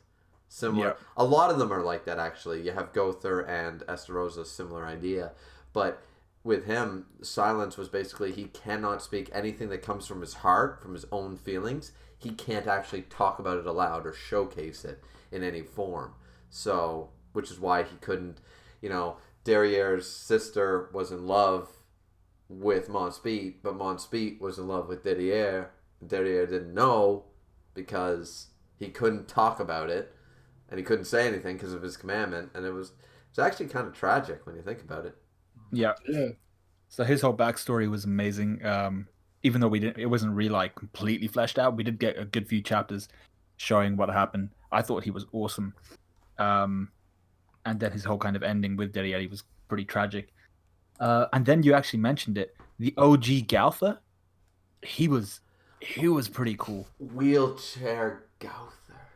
Yeah, like we didn't get much on him because my guy was pretty dead by that point. I always expected him to return as like an Aizen final villain shit. I actually expected him to return when the memory manipulation thing went away. Yeah. I thought he would have had some weird contingency thing to like, due to the loss of the memories, I return. I don't know. You know what? I would have put it past Taizai to do that shit. I was in a time capsule the whole time. I forget what manga it was in, and it was handled well. It was similar to that to the Gotha thing where he manipulated basically the world's memories. And the thing was, he basically was living like through like one of those music videos where everything's gray and the person's in color, where he was there the whole time watching all the events. Nobody can perceive, hear, see anything with him because they don't know he exists. Once the spell breaks, he's like, oh, I never died. I was here the whole time. I've literally been watching you guys. I traveled in the Boar's Hat. I was in Purgatory. I was everywhere all the time, coming and going as I pleased, because I cast a spell that made it that way. And I could have bought that. I really could have bought that, because he even tricked a god once they started questioning it, because that spell was like through time and space. That shit was because it worked on everyone. And I remember my one friend was saying that he actually felt that I can't remember exactly what his theory was, but it had something to do with he thought that the original Galther somehow hid himself within the actual Galther. I could buy that too. Yeah, but You know? I don't remember if he said he thought it was the heart, and when he pulled his heart out and tried to give it to the girl, maybe that was like that's what fucked it up or something. And maybe that was that the heart was the key itself. But I can't remember what he told me, but he had some kind of theory along those lines, and I thought it was pretty good. I actually miss Wheelchair Ghost there. Sundown, you brought up a good topic here, man. Yeah. So OG Gauther was super dope. Just his kind of his willingness to want to see the war come to an end as well. It was him and like a few other demons, maybe Meliodas, maybe even Zeldris at that point, that wanted to see it, and I thought he was pretty cool for actually putting it into action. You mentioned memories.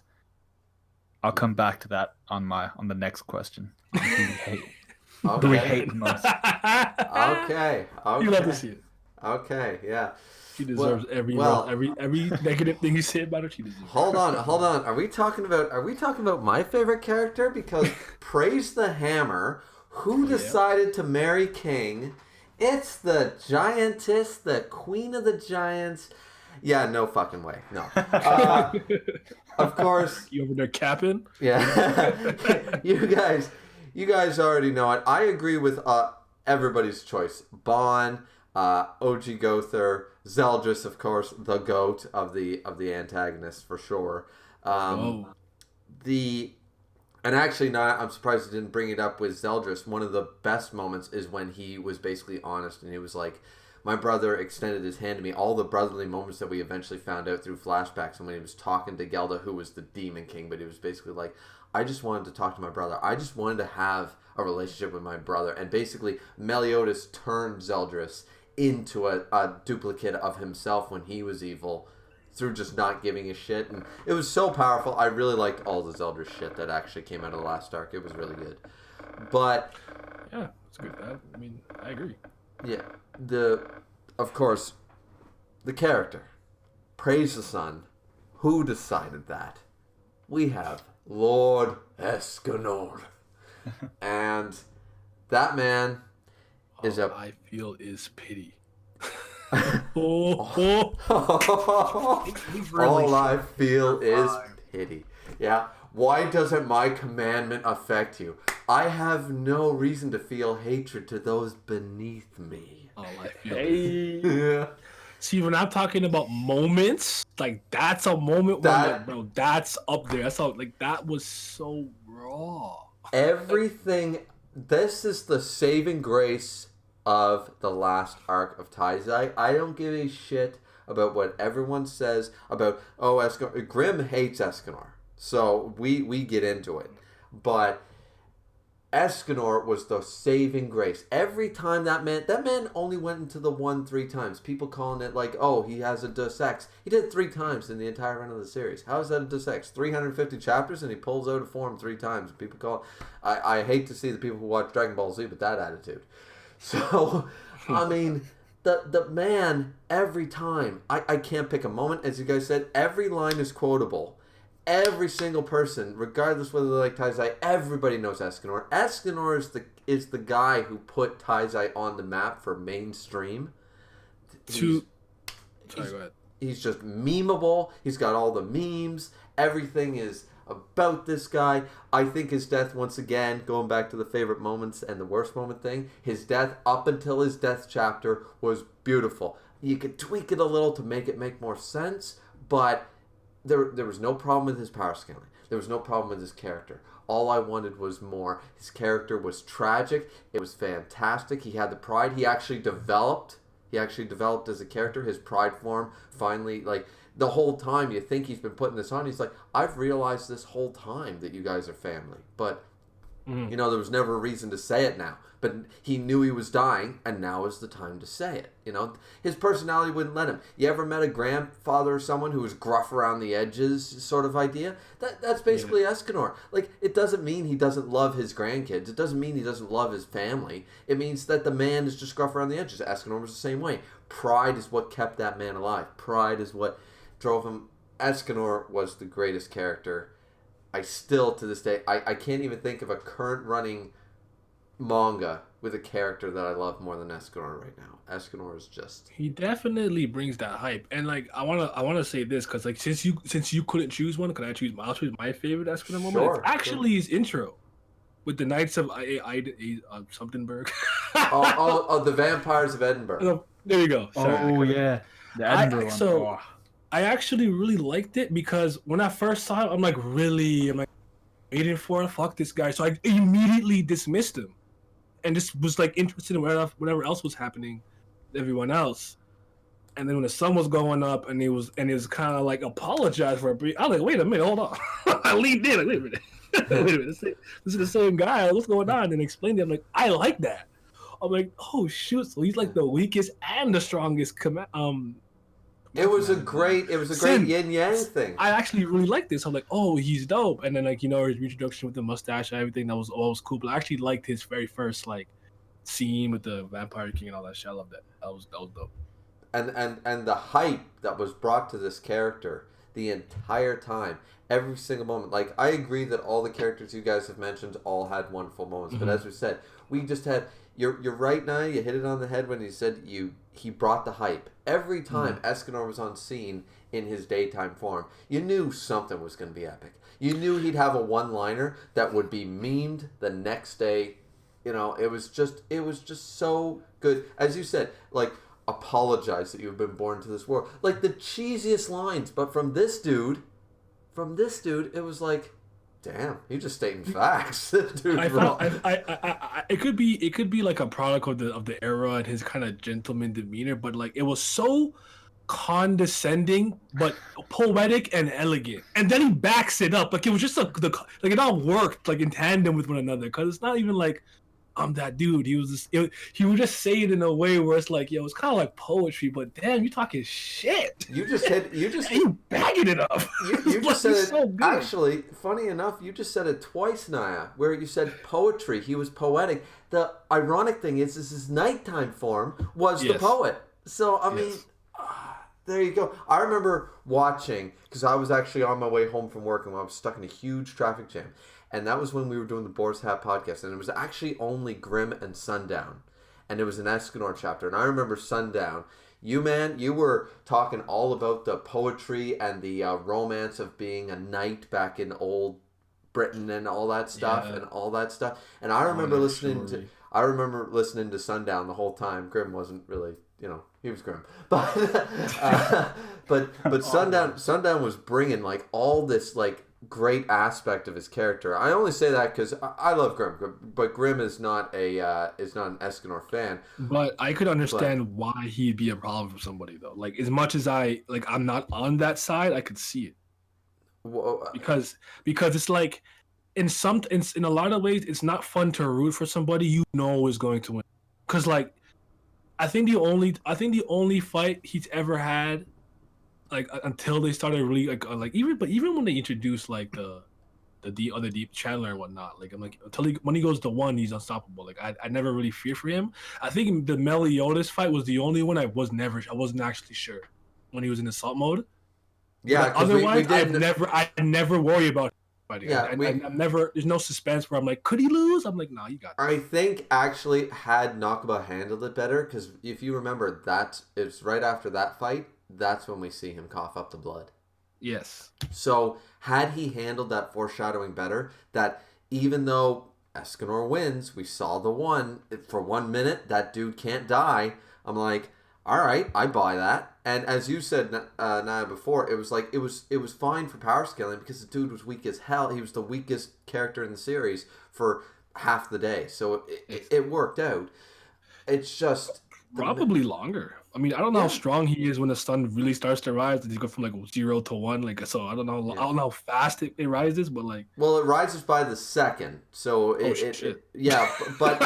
it goes up in numerical, because I always remember in the manga and the anime they did the same thing. It goes 55,000, 56,000.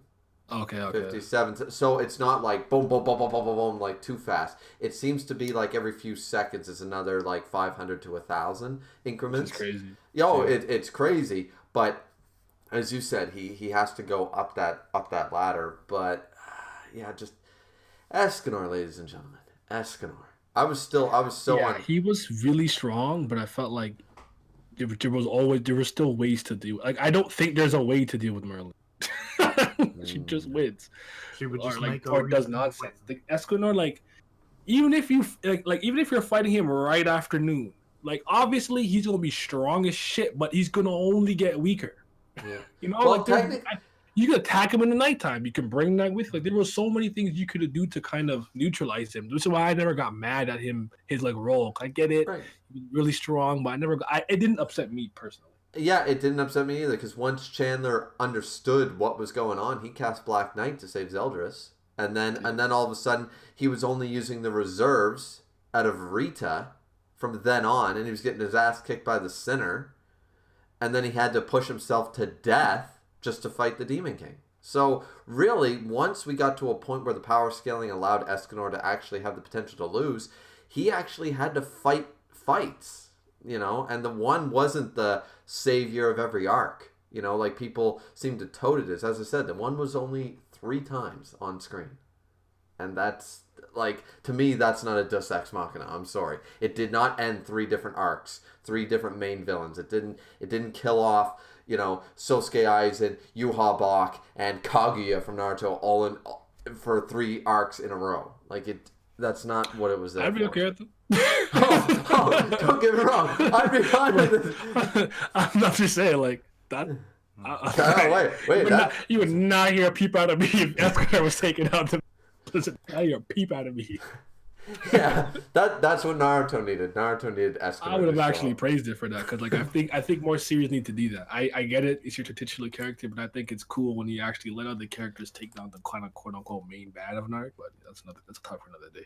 Yeah. Ooh, that's a topic for the end of one of the questions we have here. How would you have ended the series? Yeah, we'll get back to that. That's definitely one. All right, so now we're into worst character and why. And now I'm gonna let Kishin. I'm gonna keep the same order. I'm gonna let Kishin because I know that my character is gonna be taken. So before we end this, I know that the character I would choose will be ended, or chosen. So I'm going to. I'll think of another one. There's plenty to hate. There really is. Unfortunately, there's plenty to hate. So Kishin, worst character and why. To be honest, this one's harder than favorite character for me. Because, like, you know me, I didn't have, like, animosity necessarily against even the better or the worst elements of the series. So, trying to pinpoint a character that I don't like, Merlin's too easy. It's the right answer. I don't care if it's easy. It's the right answer. I guess. It's That the or right Cat. answer. I guess either one of them would probably work for me. You know, and I think you all know why. One, broken as all hell. The other one, why there was no build up, all that, or not as much build up as it should have been for villain. But this is just a kind of a tough one for me. Yeah, my answer is Merlin. Well, all of that answer is Merlin.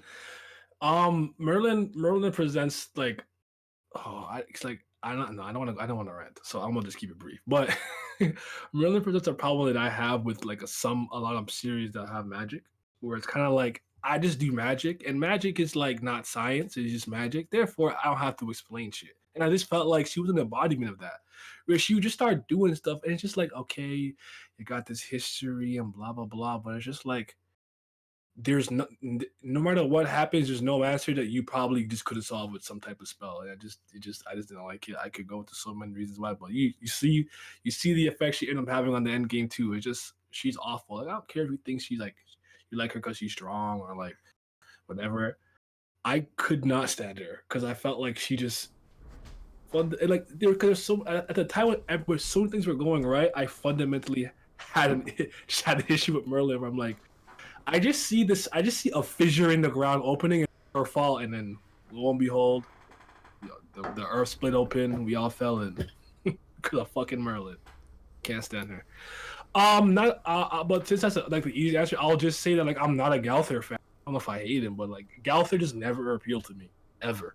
The puppet version just never He never did anything for me. He has moments that I like his like little like Sin backstory with. I want to say her name was something. I don't know. I remember her name was the girl he went to put his heart. Naja. Naja, right? And I like that. That was good, but he's never like I just never felt anything really strongly towards him otherwise, whether negative or positive. He's just kind of there. So I'll leave it at that. I could agree with that. Yeah. Well, just quickly, Kishin, I had to take a phone call really quick, so I didn't hear your choice in the end. I really could definitely just go with Naya with, like, definitely just Merlin. Okay. All right. Well, here's Just the easier one. yeah. Now, the thing I'm gonna say just about Merlin. Never mind. Let's move on to Sundown. You sure? You can say, man. I'm all for this. I'm actually here with Popcorn. You know what it is? You know what it is? There is Sundown with me sometimes. It's like like a child, right? You can go peekaboo and the child will laugh. And then it could do that all day and laugh every time. I can't. By the second time I do it, I don't want to do it again. Like I've ranted about Merlin so much, I just don't have the energy. I just don't care anymore. Like you know how I feel. I don't know. Go back and watch a Moorhat stream. Like I've unleashed for weeks. I'm just tired. Okay. See, I know you don't have the energy. I was actually really excited when Griever said you were coming on. But I know Griever. I know he's got a pool of energy. Anyway, I'm giving you my energy. I'm gonna tell you right now. I'm hungover as shit today. Like I went to work for half a day because now we're finally closing the company. So because of what's going on. So keep your guys safe, man. Stay safe. Yeah. But I am going to rant about Merlin. But I'm gonna let Sundown go first. The one thing I just want to say really quick about Merlin is that Naya's not wrong when the character was introduced. However, when the character's power of infinity was introduced and Grimm refuses to make this point and agree with this point, her ability, infinity, was retconned. I have the official English volume sitting on my damn bookshelf. The description they give when it was first, when she used it against Griever, when it was there, it made sense. Was it powerful? Was it OP? Yes, but not broken. She changes how infinity works throughout the series to suit her pulling hacks. That's the biggest problem. But we'll get to that. I'll wait for Sundown to do his. Then it's my turn, and I'm gonna go. I'm gonna just talk about every problem. All right. Merlin ain't that bad. Oh no. I'm ready for this. All right. So I'm not gonna address the infinity thing because I can't wait for Griever to say that, and I don't actually know. I didn't know there were two definitions. I think I might be stuck on the last definition, but I did agree with Griever when he made this point to Grimm at one point. Mm-hmm. Now, obviously, I think everybody should be unanimous. If you don't agree with this, something wrong with you. But Merlin is the biggest issue with this series by far when you get to the end of it. But I didn't like. Well, actually, let's address Merlin for a couple The Demon seconds. King is a contender. The Demon King is a contender. Diana's up there. Demon King is a contender, but I was never as invested in him. That's what I always said. I just didn't care that much. Yeah, fair. I was invested in him from a point of view of this guy should be an absolutely amazing antagonist, father to two of the villain, father to two of the main kind of one kind of anti-hero-ish kind of thing, villain, and one hero, Meliodas. I was hoping he'd be so much more, but we didn't really have anything to expect beyond him being immensely powerful. But Merlin, she was just continuously saying shit, doing the wrong shit. When she pulled Kurashu's, which is Bond's sacred treasure, when she pulled that shit out... I told y'all she had it.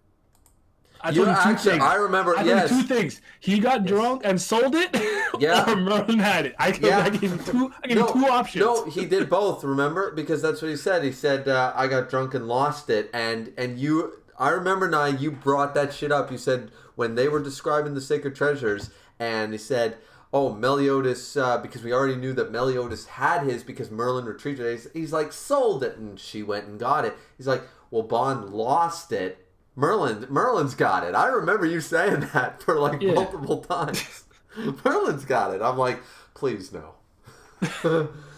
Sorry, Sundown. Go ahead. No worries. That was the biggest bullshit. I'm not sure how annoyed I was on my review. I can't quite remember.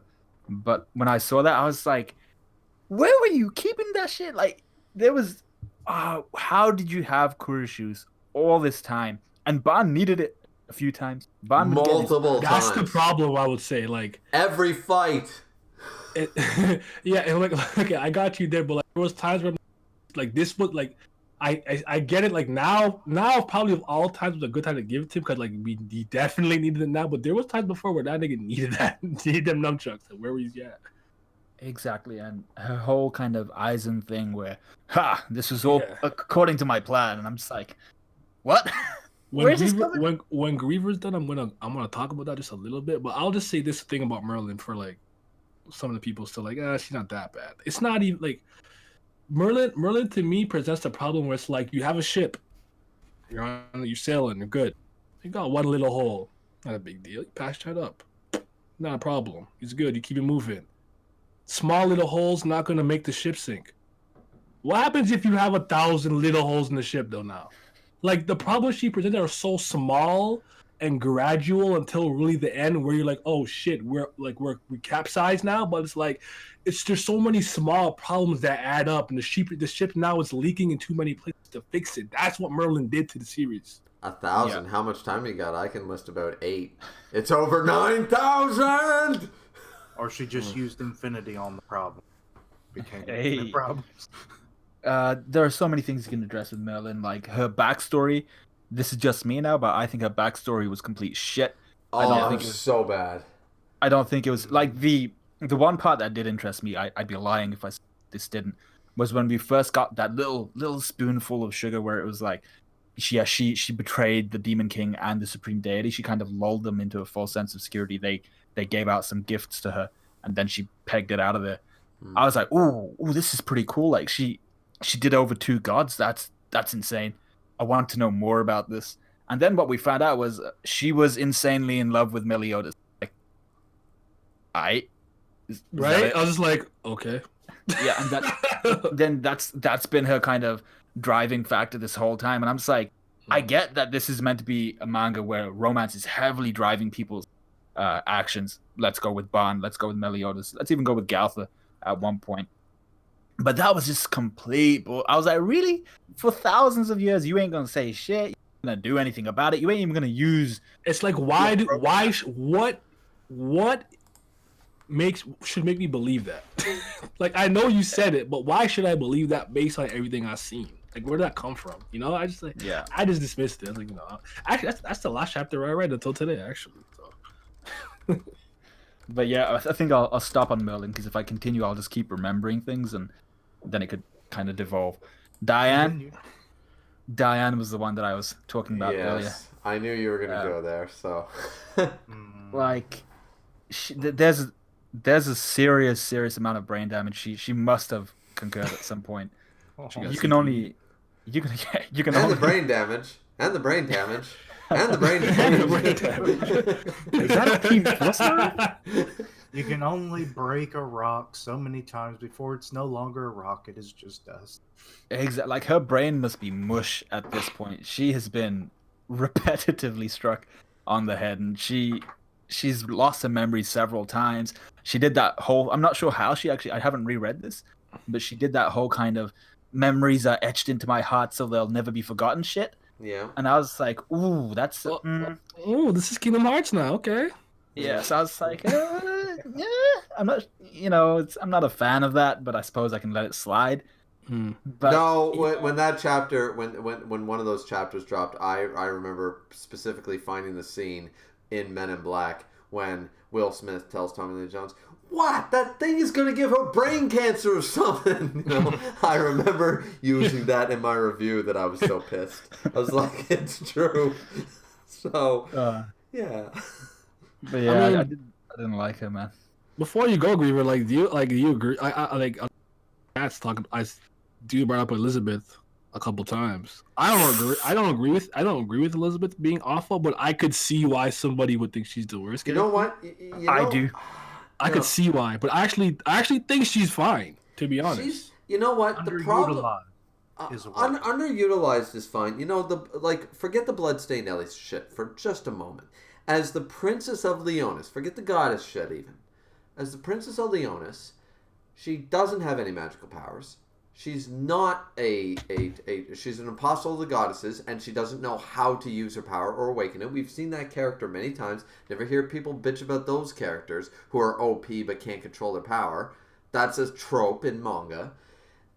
What's wrong with her character? She's the love interest. I don't see, like, not every character, just because you have a battle-centric shonen does not mean that all the characters need to be useful in a fight to be a good character. I'm just not of that. Look at Bulma in Dragon Ball, and you can't deny how important she is to the series. Bulma landed Vegeta. Aside from comedic slapstick, she's not fighting nobody. No, from day one. What did she do? Like 20 years later, 30 years later, in Battle of the Gods, the movie, most satisfying moment ever. Friggin' slaps a god of destruction in the face. I'm just like, Bulma ain't taking... Yeah, my Bulma moment. Nobody's taking anybody's shit. You know what I had to show my wife to convince her to watch anime? She actually loves Death Note now. But I had to convince her to watch some anime, and I was like, here is my feelings towards you. See? And I had to show her that clip. I was like, this is me and you. I said, you can do whatever you want because I will go my Bulma for you. And she's like, okay, I kind of get it. I'm like, there. See, this is why anime is awesome. So, like, that is, like, you're absolutely right. Like, Bulma is not actually useful in a fight. She never has been. Like, forget GT and the Blood Waves. But she's never been useful in an actual fight, like a serious fight. But that doesn't mean Bulma's a bad character. I love Bulma. She's my favorite Bulma. Character in Dragon Ball. She's one of the best characters. Actually, funny thing, you don't want to count for the blood waves, or it's been so long I can't remember how they're. I didn't talk about it. The blood waves, whatever. Yeah. But anyway, it's like, okay, she made that, but you don't account for the one thing that has been used. The dragon radar. No, not that. The gravity chamber.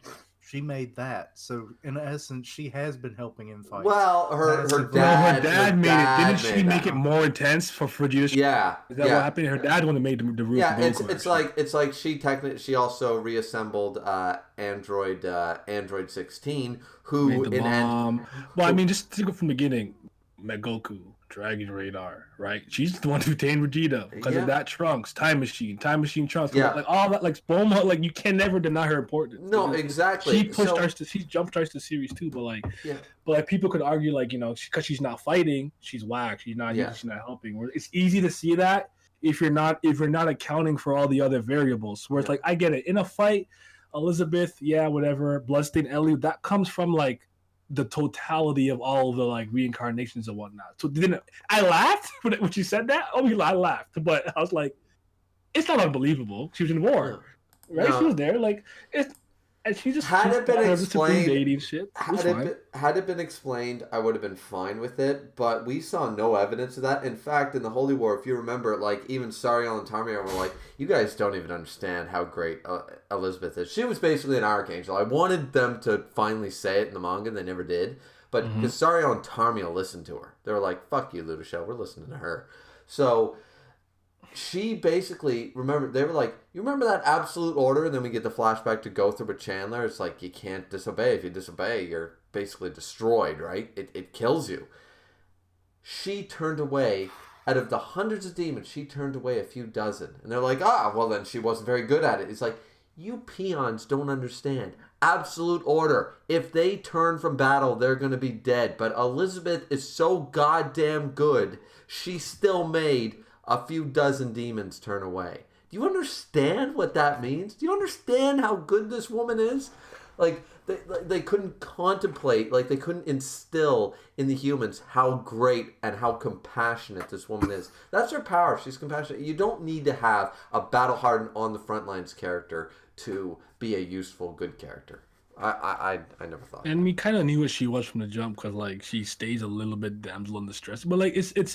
But sometimes her you need the damsel princess a in the little bit hard to castle. quantify because their history is actually what we see, right? So they're a little you have to get into that conversation and really have a discussion to break it down, which we don't like. It's not, we're like 2 hours in now, so I don't want to get off topic too much. So No, but still, I mean, you're right. But sometimes I've always been in the opinion you need the princess in the castle.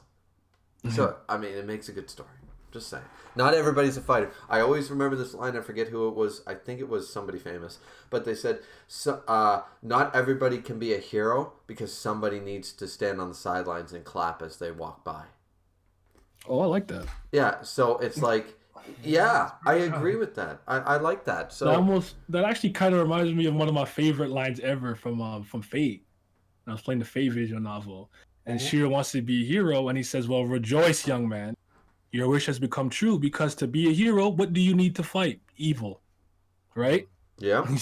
And he's like, "I'm right here." I was like, "Yeah, oh, that's so wrong." That was raw. Yeah. He's like, "Bro, there's plenty of you for me to fight. Your wish is about to come true. You finna be a hero." I said, "Yo," you said he rejoiced, Shonen. I said, "I love it." Yep. All right. Well, this is the moment I think everybody's been waiting for. Let's do it. So let's Do it. All right. Before we get into that, because I know I'll forget, Deanne and the amnesia thing. The only problem I have with that, which is numerous, but I'm just going to quickly tell that Deanne having amnesia is not. It's a bad anime trope, but it happens in a lot of our favorite anime. Get over it. It's going to happen. People bitched about Big Mom getting it for all the 12 chapters. One Piece is 900 chapters in. Get over yourself. It happens in mangas that are less than 100 chapters. Nobody bitches. So, fine. The problem with Deanne was that I never agreed with King and Deanne going and seeing the memories of Joel and Gloxinia, and all of a sudden they're boosted to 10 Commandment level. That made no fucking sense because they know a history. That'd be like they watched a documentary and got powers, bro. Yeah, that'd be like Ishin. It's weird in retrospect. That'd be like Ishin sitting down with Ichigo and basically explaining what a Shinigami is, and he gets bombed. Here's Soul Society's history, power boost. Yeah, and here's or Rayleigh saying, "Here's what the One Piece is." Robin all of a sudden becomes Pirate King level, like Literally, power or knowledge is power. Yeah, like literally a manifestation of that. So that made no sense to me. But at the end of the day, amnesia was a thing. Fine. But literally, to hit her over the head again, pretty much, and go through it again, it's because I can't stand people that they're like, "Oh, Deanne and King, they're a good couple." No, they're not. They're not a good couple because the only thing to keep them interesting throughout this entire series is to keep making one of them forget they're in love with the other.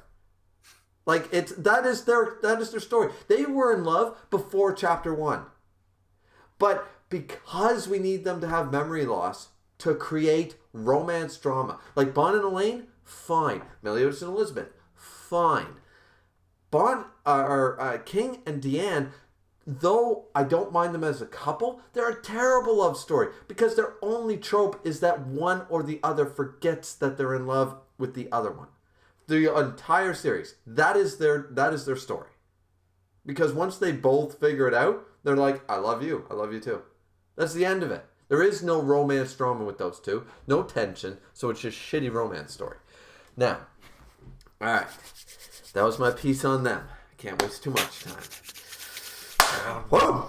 All right, let's take a look at this. Sir. Let's go. You want to take a sip of apple juice first? Yeah, I already did. I did. I'm 5 in right now because I'm just like, I've been prepping for this. I needed some hangover shit, right? I needed the hair of the dog. So, even though I drank sangria last night, that was stupid. But, all right, Merlin. Let's talk about the worst thing to happen to a great series that could have gone on for 500 fucking chapters. Let's talk about this, because this fucking bitch, who I must have stand this bitch the longest out of everyone on the podcast. I stand this bitch because I was like, no, as I already explained earlier in this stream, that under personality, fuck her powers, fuck her hacks. Under personality and appearance and all those tabs you would have on a Wikipedia character page, she's not that bad. There's nothing really wrong with her. But they had to fuck it all up. Had Nakaba ended that shit after the first Demon King fight, instead of trolling us for 10 stupid fucking chapters that didn't matter, he could have ended the series. Merlin wouldn't have been ruined.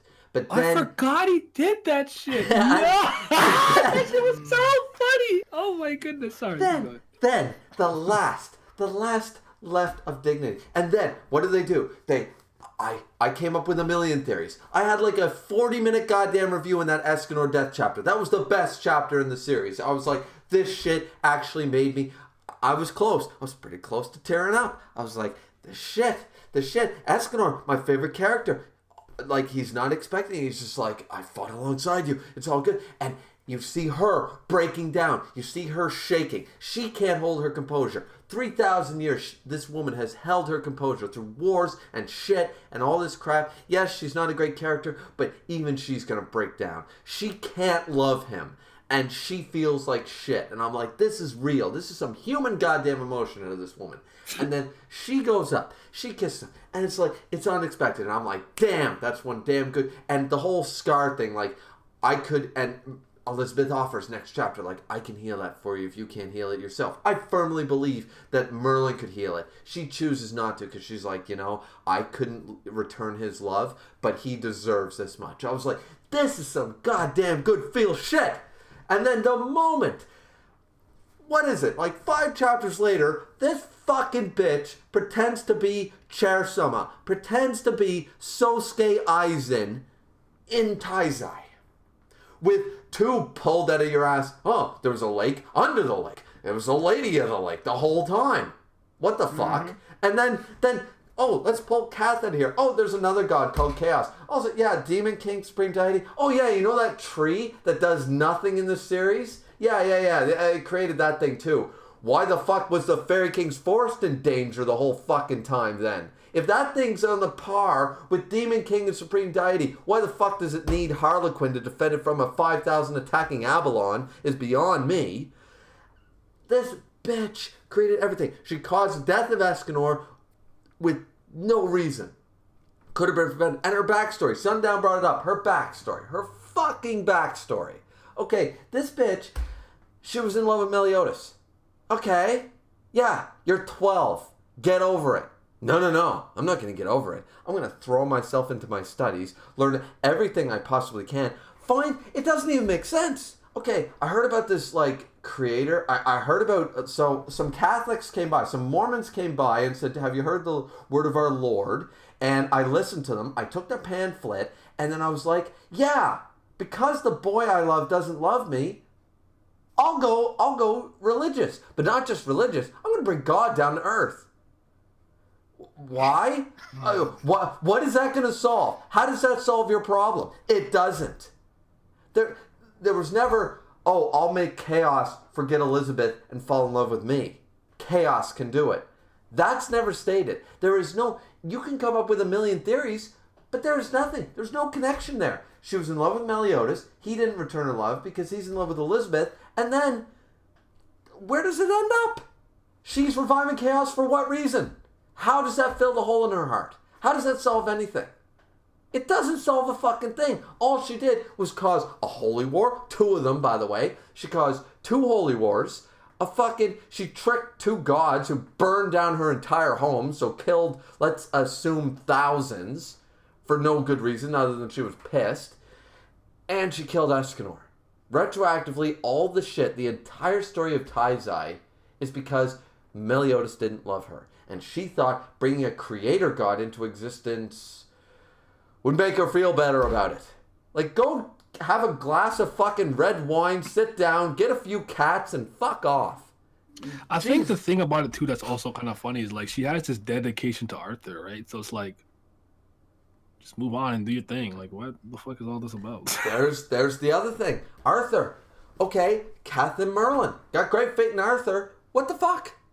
How? Why? Okay, we know because we're the reader. Arthur Pendragon. We've heard about him in history.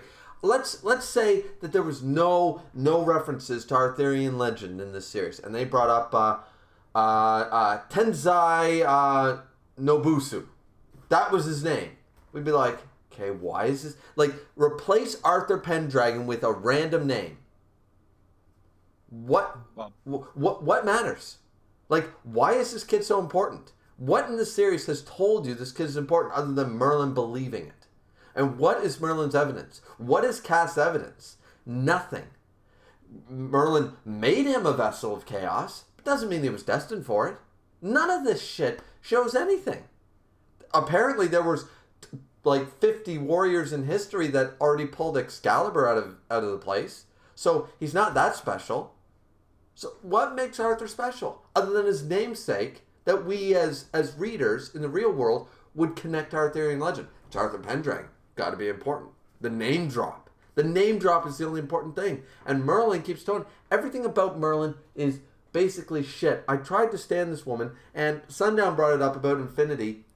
Infinity originally, and a lot of people seem to have forgotten this, and this is what I always got pissed about, is Infinity, and I remember the Wikipedia page because I saved that shit. I saved a screenshot of it because it actually did change. Yeah, I remember you bringing that up. It used to basically be, okay, take out a lighter. Light the flame. Okay? That flame's going to burn forever. I cast Infinity. It's not going to get bigger. It's not going to get smaller. It's not going to get hotter or colder. That one flame will be forever. That's what Infinity did. It didn't make you stronger. You cast Infinity on something. I cast a fireball. That fireball, it was like the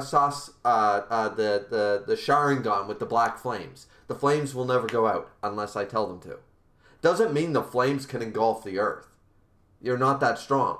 It just means that those particular flames will never go out. Same with I cast a sword. Doesn't mean that sword can cut through anything. I just made a sword. That sword will never break. Doesn't mean it will cut through everything. It was Infinity only meant to simply cast a single spell and the power of that spell. Think Final Fantasy. Doesn't mean you get the 99 level fire magic or the ice magic. It just means that you can cast fire infinitely, but it's still level 1 fire. So it doesn't turn fire into like Fiagra or whatever they call it. Right. But the fireball itself, like the original first spell, it's like forever. Right. You don't have to worry about casting it. Right. You don't need it. It was basically an infinite. Think Final Fantasy. Think RPG. Infinite monopool. That's what it was. That's all that Infinity originally described, and I can go get the volume, but that's how it was originally described when we first got introduced to Infinity. I think she was the one who used that comparison. There's a similar one where it's like, I cast she used like a campfire or something. Yeah, I cast Infinity on a campfire, and the wood will never stop burning. It's like, okay, that doesn't mean the fire gets bigger or spread. It just means that fire will not go out. The size, shape, the mass, all that shit. It evolved because of her bullshit. Because of Nakaba, which is what I blamed it on for the longest time. Then her character turned to shit, and I was just like, nope. But, yeah, so basically you can go back, and I remember Sundown brought up Bond's Sacred Treasure. Not only has Bond needed that in almost every single fight in the entirety of the series, what about Meliodas' Lost Vein? Yes, sir. In the Hendrickson fight, not saying he didn't win, could have been helpful. Merlin was introduced at that point, met up with the Sins. Why are you keeping that shit? Why? Also, the Goddess Amber, all this stuff you can tack up to, she was trying to revive chaos, which the formula makes no sense. It's like that fucking 4th Harry Potter book, we'll bring back Voldemort with this random shit. Okay. Blood of the enemy. What if you had no enemies? Fucking, spell broken. But, the entirety. Merlin inherently by herself it presents a lot of its own issues because when a character has that much of a rich history and importance, it has that much knowledge and information, they become so integral because they know so much. Handling them becomes a little difficult. I've seen it work, but I think the biggest insult with her is they really tried to like I was the real hidden mastermind kind of thing behind her, and that's almost never really worked. I can't really think of many narratives where there was like it was actually me manipulating everything. It worked in where it comes out of nowhere and it works. Like if Yeah. if the hints were there from a long time ago, we're I almost kind of want to say like maybe like an, I don't it's spoiling Persona 4 in 2020. 2020. No. Okay, like Adachi, like I could see Adachi was like something was off with him. So like when okay, I was like I wasn't even shocked. I was like, okay, that made sense. Like it didn't, it didn't bother me. I don't know if that's a good example. I'll think a better one. But sorry, continue. I'll think a better one. I'm gonna just say that, like, for example, Bleach and Toriko, like, their reveals that I was behind most of this the whole time didn't bother me because we had hints throughout the entire series. Foreshadowing. You might not like the reveal, and that's the fine. only thing about that was really dumb was his mom. Ichigo's mom was way too weak to lose the fucking like. Yeah, the Ichigo mom thing was bad. Or something. But I don't know. But yeah. But the Sosuke Aizen and Ishimi and Shinigami and all that I don't think it. I don't know. It was alright, but like it was alright. It was alright. I don't know. Yeah. See, what I dislike is when you have a character like Merlin who knows everything. I get that. I'm like, cool, you're a student of knowledge, you've done all this reading, you were in this city full of mages and stuff like that. That's all good shit. But I feel like and you're free to disagree with me here, but I feel like a series that did that kind of student of knowledge, that kind of knows all of these different arts and stuff like that, did that really well, was Naruto with Orochimaru. But even he Orochimaru was one of the saving graces of Naruto, in my opinion. Yeah, so exactly. So he didn't know certain techniques and certain jutsu. For instance, when the third Hokage used that. Spoiler alert, guys, for anybody who hasn't seen that. But when he used that, I've forgotten what the Shinigami jutsu where he stole. Death Seal was the his history is rich, but I would argue like, what if you swapped him with like a Madara who's like a couple generations times character who would know all the things he known. Like trying to handle him that early would be I'd say would be tricky.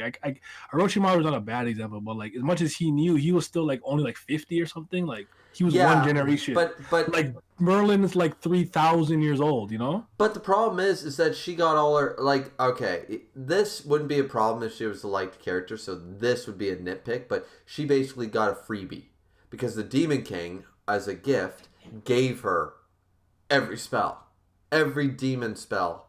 There you go. Have every single one. Here's how to do them. So she was handed the cookbook of the demon world, and it's like, okay. So, but the problem is that also breaks it. I totally forgot until Sundown brought it up though. Merlin, Belialin, it burned. She forgot. She fucking got the and then randomly gets her form back anyways. But it doesn't make sense. It doesn't make sense. Okay, so if you cast on me, I don't care what fucking magic system you have, you cast on me that like this power won't affect you. If I lose my memories, that doesn't mean that power won't affect me. Look at Deanne. Prime example, lost her memories 5 fucking times in this series. She was still a giant. She still had a giant strength. She might not have been able to utilize it right, but she's still a fucking giant. Merlin had a literal blessing from a god so that a commandment wouldn't affect her. Galen's truth shouldn't have affected her regardless of her memories. Her forgetting is bullshit, but it shouldn't have affected her regardless of her state. She could have been like, she could have been fucked up as Mel was when he took in 4 commandments. Like, I'm Meliodas all of a sudden. Yeah, that's who I am. She could have thought she was someone else for all I give a shit. It shouldn't have affected her physical body. Like, it doesn't. And then she remembers and all of a sudden she can return to her physical form. Like, the problems. I didn't even have to bring up the Pokemon trainer shit to get this angry. I got veins popping in my head. I'm fucking this. Merlin was like, I love to hate on the Demon King. I love to hate on the Demon King as the problem with almost everything in the last arc. But Merlin was the big thorn in our side that kept growing and growing and growing since after the first arc. After the Hendrickson fight, Merlin grew and grew and grew and grew into the biggest problem. But it was it's like that constant pain you get in your back after you've been working all day. Like you can deal with that. But then all of a sudden you smack your head on something. It's like, shit. That was the Demon King. You're not concerned about your throbbing pain that you've suffered for days with anymore. It's like, there's the immediate pain. So the Demon King was forefront, and he seemed to be the biggest issue. But now that I got into it, now that I think about it, Merlin is the worst goddamn thing to happen to manga since Naruto. Naraku. Naraku was better. Naraku is fucking awful. Naraku is better. Naraku is better than Merlin. I actually don't agree with that, but keep going. Okay. Because he's actually the antagonist from the beginning, and he's awful. It's like he's just terrible. Like he's on that. He's got a better story than Merlin. No, I don't. I actually don't even agree with that. Okay. I agree, but it's equally as bad though. Like we're splitting hairs at that point. Okay, but we won't get into that because this is going on a long time. But okay, all right. If that satisfied everyone to hear my Merlin hate, we needed it. Then I think we all needed it. I think because truth be told, I couldn't even remember all the reasons why. So like, I'm like, oh yeah, I remember that. Oh yeah, like, yeah. I'm literally here like this nigga spitting, just shaking my head like, yep. Yeah, these bars written down. You're like, you got a checklist and I'm like, oh, forgot that. Oh, forgot this. Like, not is Deanne up in here making a checklist. Like, oh shit, I forgot that. Oh, but that did happen. Yep. So, and like the other unredeemable thing before we move on, the problem I think with Merlin is that you have to defend her bad things. And what did she do that was good? What, like, if you were to make a top characters moments of Taizai, right? Top 3 best moments of Bond. Top 3 this, top 3 that, right? What would be your top 3 moments of Merlin? There aren't any. There's no good moments. Everything's either hacks. If she died, I would have had one. Yeah, right. If she died, there would have been a good moment. But there's not a good moment. Every single thing that she does is either hacks. And when you understand that it's part of her master plan that makes no fucking sense, as I pointed out, nothing. There's not a single good moment. Like, she's not even good fan service. Like, I'd read Fairy Tale if I wanted that. Like, I don't, like, there is nothing. There is nothing good about Merlin anymore. And Nakaba didn't have to do that. Nakaba did not have to go this chaos line after Escanor's death. Could have ended the series. After the Demon King Nakaba should have ended the series and changed the complete thing that he did. But let's assume for a moment that the third Demon King fight had to happen. Escanor's death happened. End the series. Give us the time skip. She goes away with Arthur. Everything's fine. Would you call plot points unresolved? Sure, but we wouldn't have this. As Sundown pointed out, it wouldn't make Escanor's death worthless. My favorite character is now his death was meaningless because Nakaba had to get in 5 more chapters before he called it quits. And it's bullshit. God, I hate Merlin. There's nothing good about her. Alright. Okay. Anybody else want to say anything on Merlin? Fuck Merlin. No, that's about it. I'm good. I applaud the hatred. I've been waiting for you to burst. So good job. Okay, that was my burst. I know a lot of people that will be watching the stream later and people watching the stream now will have enjoyed I got the one more fact. thing to say. And if you like Merlin, fuck you too. I'm joking. Yeah, no shit. It's like, yeah, like fuck. Like, I like the original version of Infinite about it. Yeah, the original version, which everyone seems to forget because it was retconned, but that was there, and it's still in the original English volume because it couldn't change I it. even looked it back up. Chapter 191. and that's all it is. Though there wasn't a mention of a campfire, just describes like a flame. Yeah, that's why I always use the fireball spell, because probably from that. But it does say what I said, doesn't it, Kishin? I don't even. I think this was like from back during the manga stream days. Mm-hmm. Because I can tell by the font. Yeah. Oh, manga stream. All right, so we're over 2 hours in, so we're gonna have to try to wrap this up. I mean, I don't mind. I got nothing else to do today, but everyone will have to go eventually. So, let's go on to the next question. When did the series start to drop for you?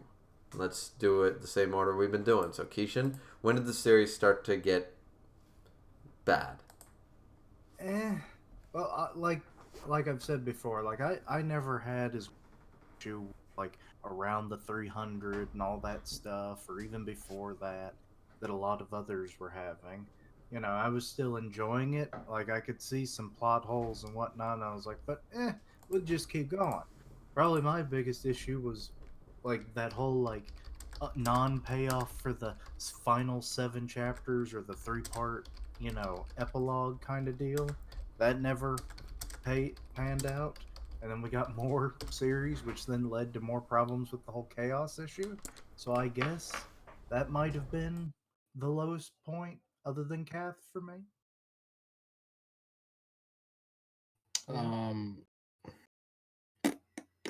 What's the question? When I think to me, I don't want to say it got bad, but I felt a paradigm shift around the Mael reveal with Esterosa thing. I felt the series moving in a different direction around there. Then it kind of started to fall off a cliff. But I guess like if you really wanted to ask me, like it's really that Merlin chapter when she just exposed everyone's weaknesses, tight matchups, and I was like, okay, because I felt like they've completely demons. What the fuck did these guys come here to do if she was just gonna do that? Like, you know what I'm saying? Like, it just, I don't know. I will say around there because like the Demon King stuff kind of stunk, but like I didn't know. I like I said, I didn't care about him that much, and I always I mean, I'm wrong, I guess. I mean, you never know the spinoff could, you know what I'm saying? But I always held the idea that the ultimate big bad was gonna be the supreme deity. That was my thinking for like 3-4 years. So that didn't happen. So I'm just an idiot, I guess. I mean, we never got to see her out of flashbacks, which is still a sour note for me. Because I felt like there was a point where Nabokov was kind of blurring the line, just showing that just within any race, they're just good and bad people. It doesn't matter if you're an angel or a demon or a human or a fairy, right? You can all be assholes. Anyone could be an asshole. So I was thinking like, oh, I feel like, you know, we're going to think obviously the demons are bad, but like ultimately I was thinking the archangels and whatnot, they were really going to be like, you know, because I thought what they were going to do on some shit was like, we want to exterminate like this race. And even though we're like, you know, people are, oh yeah, fuck those demons, you know, there'll be people like, you know, like maybe we should find a way to coexist, and they're like, nah. And then I thought maybe that would evolve into something. So maybe like I was more invested in Supreme Deity than I was the Demon King. So when it was all said and done, I was like, whatever. But I'm gonna go with that. Sundown. So I think I might have overestimated when the series started to drop off earlier. I think I said about 100 chapters. Yeah, that's what I couldn't figure out, man. I was like, 250 wasn't that bad. That was way before even Mal. I think I got caught up in the. I'd looked forward and seen how pissed off Griever was going to be about Merlin and all that hatred. But well, yeah, I don't think it was. I had to channel everyone. I had to channel Naya's hatred, your hatred, Kishin's hatred. I need to handle all the. I needed to channel it all and become all of the Sith. You had to conjure mine up because it's almost non-existent. Everything. They fly now? I'm sorry. I am all of the Sith. Ooh. What could you possibly give me? Everything. Oh man, we need to do a Star Wars one as well because that sucked. But yeah, so I think it started dropping off for me after the Miles stuff because I was actually a fan of the Miles stuff. I thought that was pretty good, seeing Miles' conflict. seeing his backstory, that was all dope as shit to me. I was like, yo, I can be happy with this. I'm invested in this. But then after the Miles shit, and then when we got kind of the I think after Miles was when we had the original Sinner and all that shit. That was And it was the big 6 fight after that. yeah, so I think it was around about that time. That's when I was like, ooh, this isn't going the right way. This like Nagaba, stop, please. And he was just like, no, I got more in the tank. I can give you some more. Mm-hmm. And he I can give you more mid, more Yeah. trash. So then he started piling on the Merlin and shit. And I was like, wait, what the hell's happening to this Sinner guy? He's not doing shit. And he started getting bodied, all that good stuff. The Demon King decided, yeah, time for me to make an appearance. And actually, I am salty still, actually, about the fact that the Supreme Deity never came around to say hi. Yeah, it's just... Or we know where she is. Like, is she dead? Yeah, exactly. It's like, Maya, I think you might remember. Like I can't even remember the theory myself exactly, but it was like it was something to do with the Supreme Deity, and that she was just gonna like pop out of nowhere, and it was like nope, and then they'd have to like bitch slap her or some shit, and that'd be the final arc. That never happened. I hate. Yeah, that. they went with a non something that nobody even knew about or cared about or was hinted at in the entirety of the series, chaos, instead of just doing the same thing. Like, would I have been unhappy with it? Yeah, but it would have made more sense if she pulled the Supreme Deity out of her ass, the Lady of the Lake, rather than chaos. Like, that would have been. Anyways. I would pay to see that. Yeah, Sundown continue. I think that's pretty much it. I think, yeah, around about after the Miles stuff, just around the Big Six area, that's when things started getting a bit shady. Okay. For me, it's the infamous Chapter 300. That's what I can tote, because I remember being on the Boar's Head podcast, and I don't remember everyone praising it, but I remember me being very skeptical about it, and I didn't rewatch it before we started the stream, so I could be wrong here, but I do remember not liking it and thinking like the Demon King was going to be hype. He was going to be the next Aizen. He was going to be a great villain, reduced to a body snatcher. And I made the comparisons, as Naya already brought up, to Naraku from Inuyasha not being a great villain. I don't think he's as bad as Merlin as a character, but Naraku as a villain, I was like, so he's a body snatcher. He just puts parts on and just keeps going. It's like, this doesn't make any sense. It broke the plot. It broke a lot of points.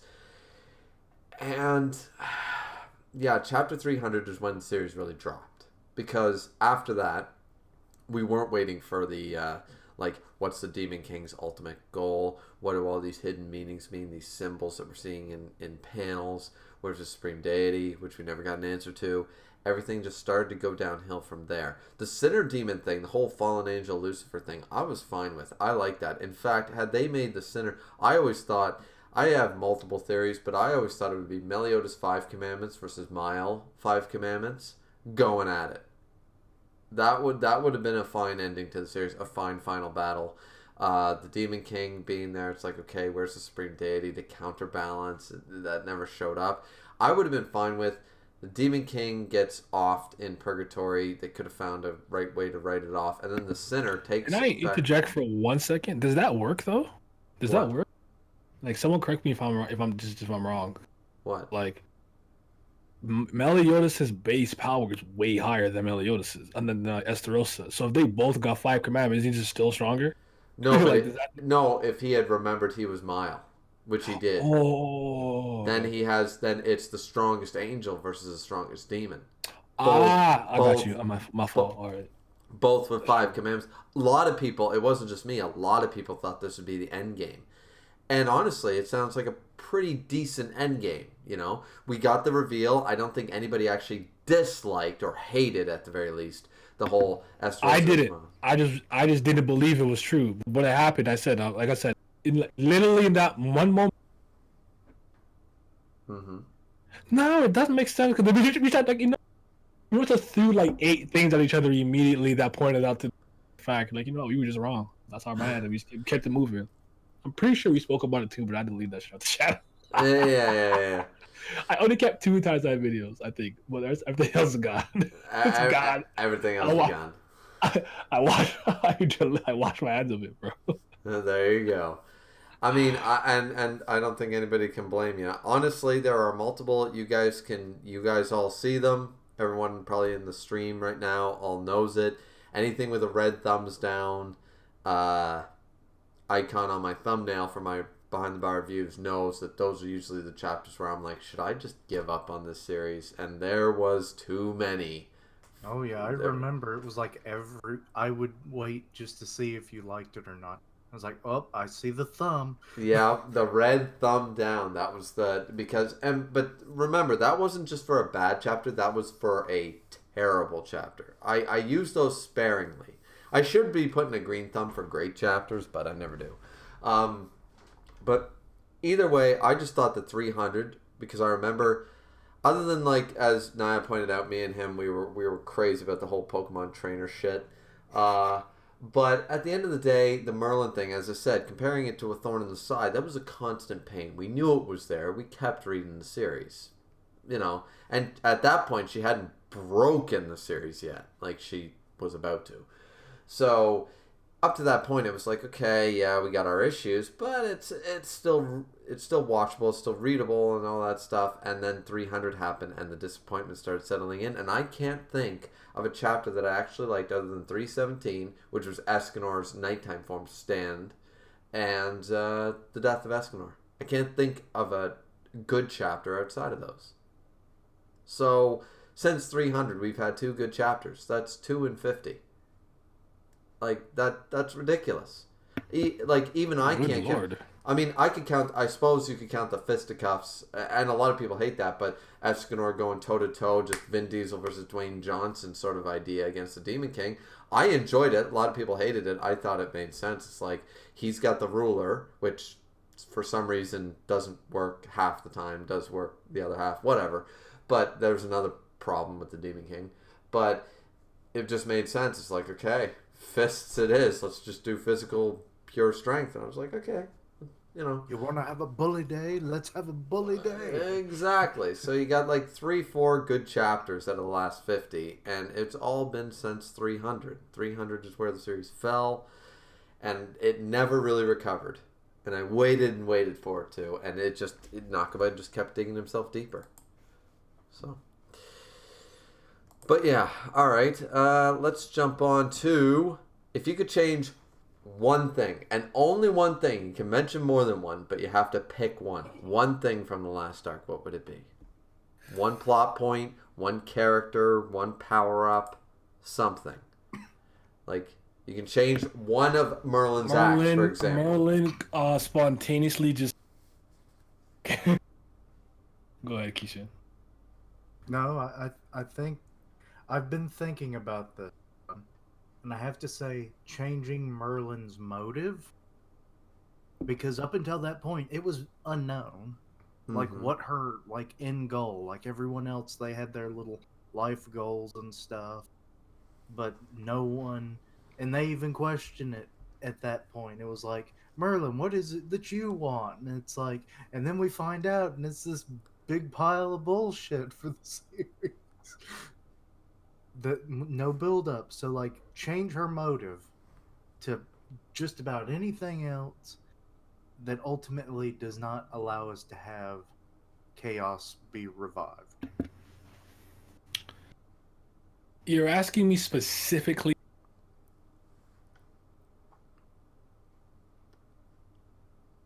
Did I kind of? There we go. No, I'm here. I'm thinking. It's called dramatic effect. Oh no! Damn! My bad.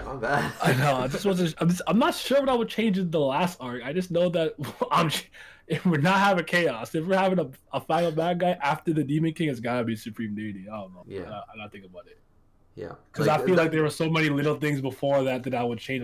I don't know if one thing would fix everything. Like you gotta It's not about fixing the entire arc. It's just about basically looking at it from a new perspective, going, I can fix one thing. I can completely fix it. You don't even need to explain how it would work or how it would retcon or fix problems.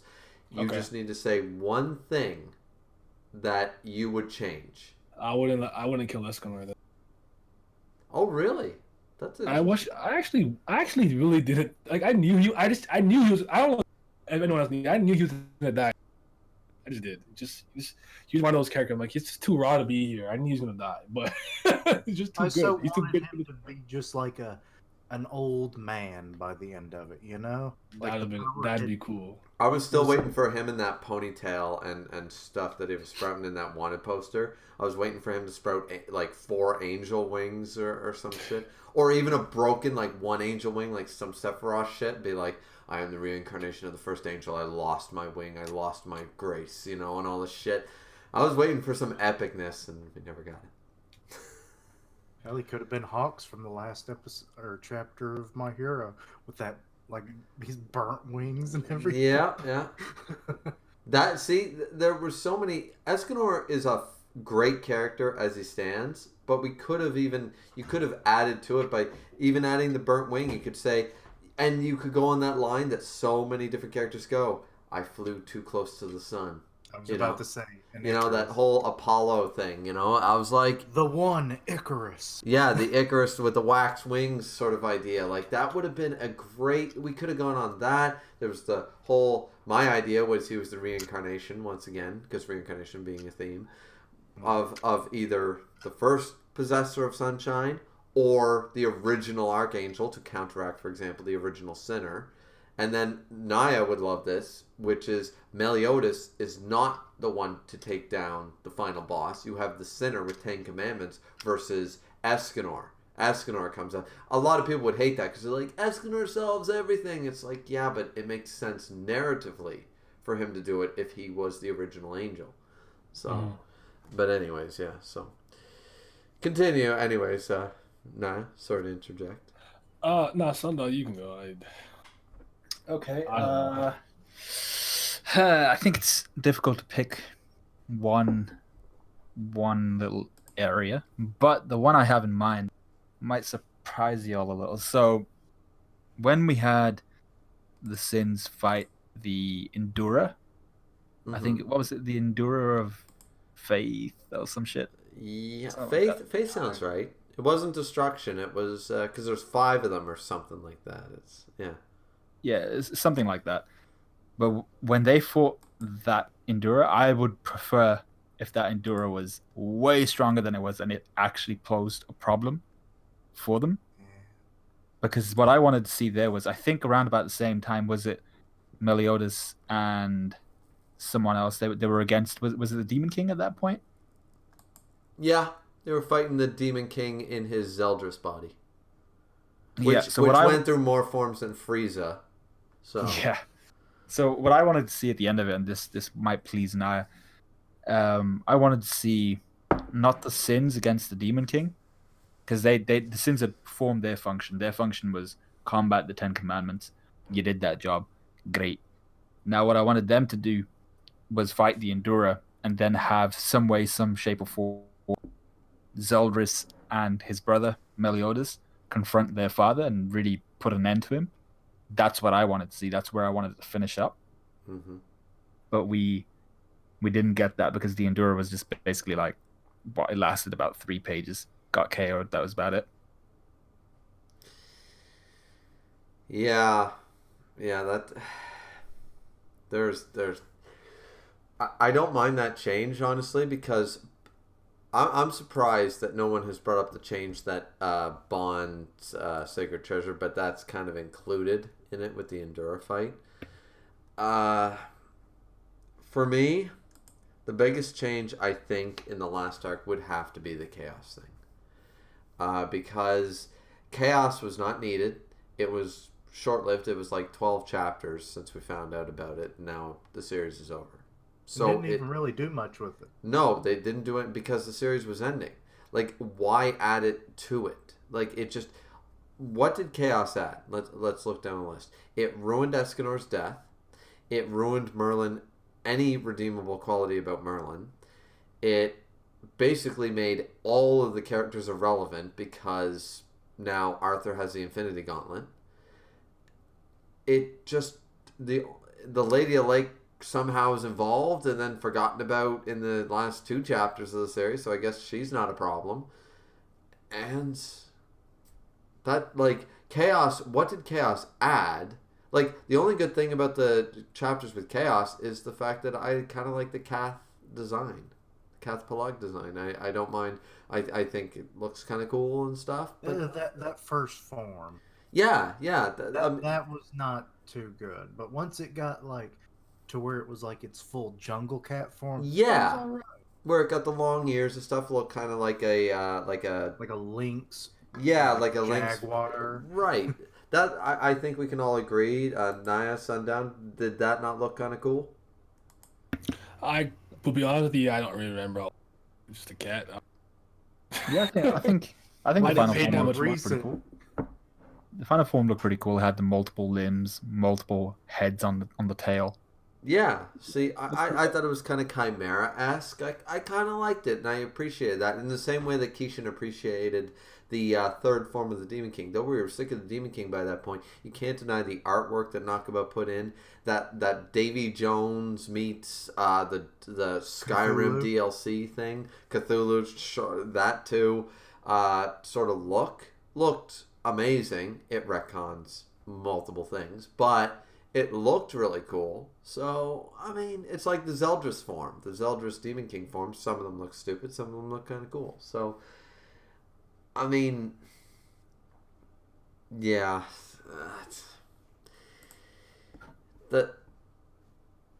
If you could change one thing, that's what I would change. I would take away Chaos.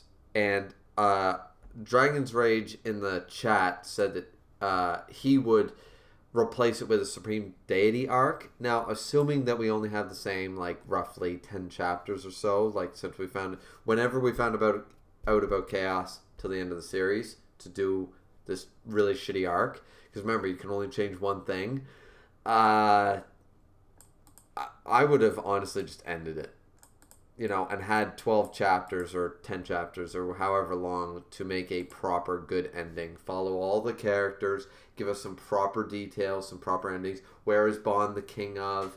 Let's see Deanne and King's child. Where's Dreyfus right now? Where's Gilthunder and Margaret? Just a few. I would rather have had that than had what we had. So I would have eliminated Chaos as a villain altogether. And that jumps us right into the next question. Opinion on the inclusion of Chaos as the final villain. It was a bad move, Nakaba. Why the fuck did you do it? And that's from Kishin, ladies and gentlemen. Imagine I have like a... And it just made a fart noise. That's my answer. Oh, man. Sundown, what do you got to say, buddy? It was a bad idea, man. Like, he should not...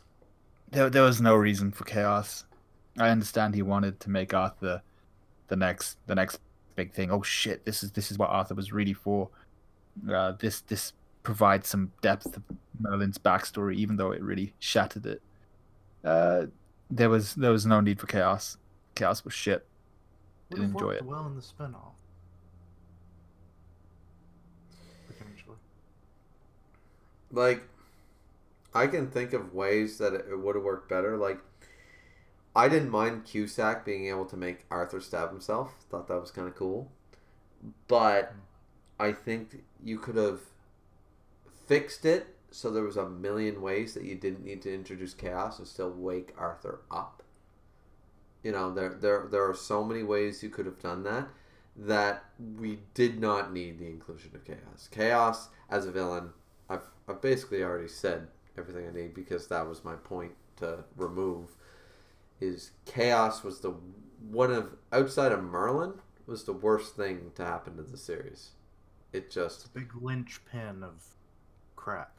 Yeah, because we had, like, as I've already stated, I hated a lot of what happened since chapter 300, but think of, I guess, the inclusion of Chaos basically being the final nail in the coffin. Like, as I said before chapter 300, this series was easily an 8 out of 10, and I hate to drop it below a 7, but, like, if I reread that right now, I probably have to go down to Sundown's rating of 5.5 because, like, it was just that bad. Like, Nakaba was trying. It was almost like a Code Geass Lelouch thing. He was trying to make the world hate him. Like, he was trying his best to make fans stop reading my series. Like, I can write what... You know, Toriyama did it with Frieza, with Dragon Ball Z as a whole, with Frieza, with Cell, with the androids, with Boo. People kept eating it up. But Toriyama did not fuck up nearly as bad as Nakaba. Toriyama didn't give a shit, and he still wrote better crap. So, and I love Dragon Ball Z. So that was actually the whole point of the Boo saga, was because by that point he had already written like best villains he could, so there was like nothing else to be a threat. I mean, after you've had like this, you know, the Saiyans were a thing, but then you had the Emperor of the universe essentially. yeah. And then the perfect AKA, being. AKA his landlord. Well, actually, that's the whole The thing. story, is that- just like the story behind that, like Yeah, it was the just the freaking, what do they call them? Like land barons or just property barons in Japan during like the 1980s. That was the whole stem of that. Well, maybe the early 90s as well. So, and then, you know, the perfect being, which was Cell. And then by that time, he thought, okay, I've done it. It's like Gohan has the torch now. Goku is no longer the main character. The story is done. I am done. And then they were like, no, we need more. Shit, okay, fine. You give me full creative control. We'll continue to write one more arc. And that's how we got the Boo Saga. Yeah. I mean, it's just... I don't know. Either way, I guess we've all given our opinion on that. How would you have ended the series is the next point of reference. So I'm going to say you can go back as far as you want, but I would urge everyone to try to keep it... This has been going on almost 3 hours, so we'll try to keep it brief. How he would have ended the series as a whole. Just any improvements, doesn't need to fix everything or any retcon or inconsistency, but let's just go down the list and see what everybody has to say. So, Kishin, take it away. I'll keep it simple. Either should have ended it where, you know, we first thought it was going to be that part epilogue, just end it right there. Didn't need, at least that would have cut out chaos. Or ended it to where everyone was attending King and Diane's wedding, say this 12-year time. Get to see all the kids, all the characters, all in one place, would have been great. Okay. Naya? we kill Merlin. I mean, that's the way we can go. If we don't kill Merlin, we fix Merlin. One thing I agree with what you said earlier, Keith. Motivations, you gotta. That's garbage. You gotta fix that for. Oh, I know. I don't know. I accept reality. I accept reality, man. Yo, I would've. if the Avengers accepted reality, we wouldn't have Endgame, all right? So try a little bit. Oh. I need that Supreme Deity arc, and then you can end it. But if, like you said, I don't know. At this point, I would have just rather end before they kind of did the troll thing with the rock, and it's like, oh no, curse. I would have just ended it there. Oh God, I remember. Oh, I forgot I forgot on my Merlin rant. She can reinstall a curse that a god of Meliodas can. I forgot that. We don't want to bring that up. No, we're not bringing. All right, But it was equally as nonsensical that he. I was like, okay. It's like, okay. What? What'd you do? What'd you learn? What'd you learn over there, buddy? Yeah. Yeah. Okay, we get rid of Merlin. We keep Escanor. You know, we good. Oh, you know what? At this point, I don't even care how you do it because Sundown pointed it out. I love the Eskimo Death Chapter, and I've said it multiple times, and I hate it because of what they did after it. So, fuck it. Let's do what Naya said. Kill Merlin and keep Eskimo. We're still one shit. And there you have it. Yeah. I'm down for that. Yeah. Okay, let's Sundown. You go, man. So how would I have ended it? It depends how much of the story we're actually keeping. I would have preferred to have seen, like I said, not necessarily all of the main characters against the Demon King. Mm-hmm. I like the idea of the people who are most affected, or the people who most have a reason to fight someone. They should fight that person and be responsible for their eventual death, whether that be Ban and Meliodas versus the Demon King, seeing as they fought him in Purgatory, whether them to be excluded because they fought him in Purgatory. But if we were to keep everything the same until the point where Merlin's basically like, I was Eisen. Until that point, I think Merlin, there should have been no question. Meliodas should have pinned her down, public execution, on the spot. Merlin should have had her head lopped off. Yeah, You're a witch. Yeah, Meliodas. Burn the witch. Yeah, burn the witch. Kubo promoting. I was about to say there's another Bleach. Kubo knew. He comes out with that announcement the moment fucking 7 Deadly Sins, and he's like, burn the witch. Merlin was terrible. It should have been how it ended. Was at her burning. I think that's why Kubo made the announcement. He was just like, Jesus Christ, if Nakaba can get away with bullshit, so can I. I can write anything now. I can write the full Bringer arc for 300 chapters. No one's going to complain. Did they read 7 Deadly Sins? So, alright. I gotta agree with Sundown 100% here, because a lot of people wanted that whole, okay, the final battle needs to be the 7 Deadly Sins against whatever final villain you have. Why? Do you expect that the 10 Straw Hats are going to fight Blackbeard at the end of One Piece? You're going to be unhappy if it doesn't go down that way? That's not how reality works, and it's not how really manga works. You have the main character, sure, but the crew, the squad, the whatever, the MCs don't all combat the final villain, and that doesn't mean it's a bad final battle. So I never was a fan of that, so I can totally see that. Like, all the 7 Deadly Sins fighting the Demon King was fine or whatever, but it's not necessary. And at the end of the day, I would have ended the series simply by, I would have gone back to before chapter 300. I would have made the Sinner the final antagonist, and I would have had him absorb the 10 Commandments instead. That whole cut hole thing was the Sinner who you thought was dead sort of idea. He actually cut the cocoon and absorbed the power in the meantime from the back or whatever. It sounds kind of lame, but whatever. You could rewrite it to make it better. Not Nakaba, but somebody.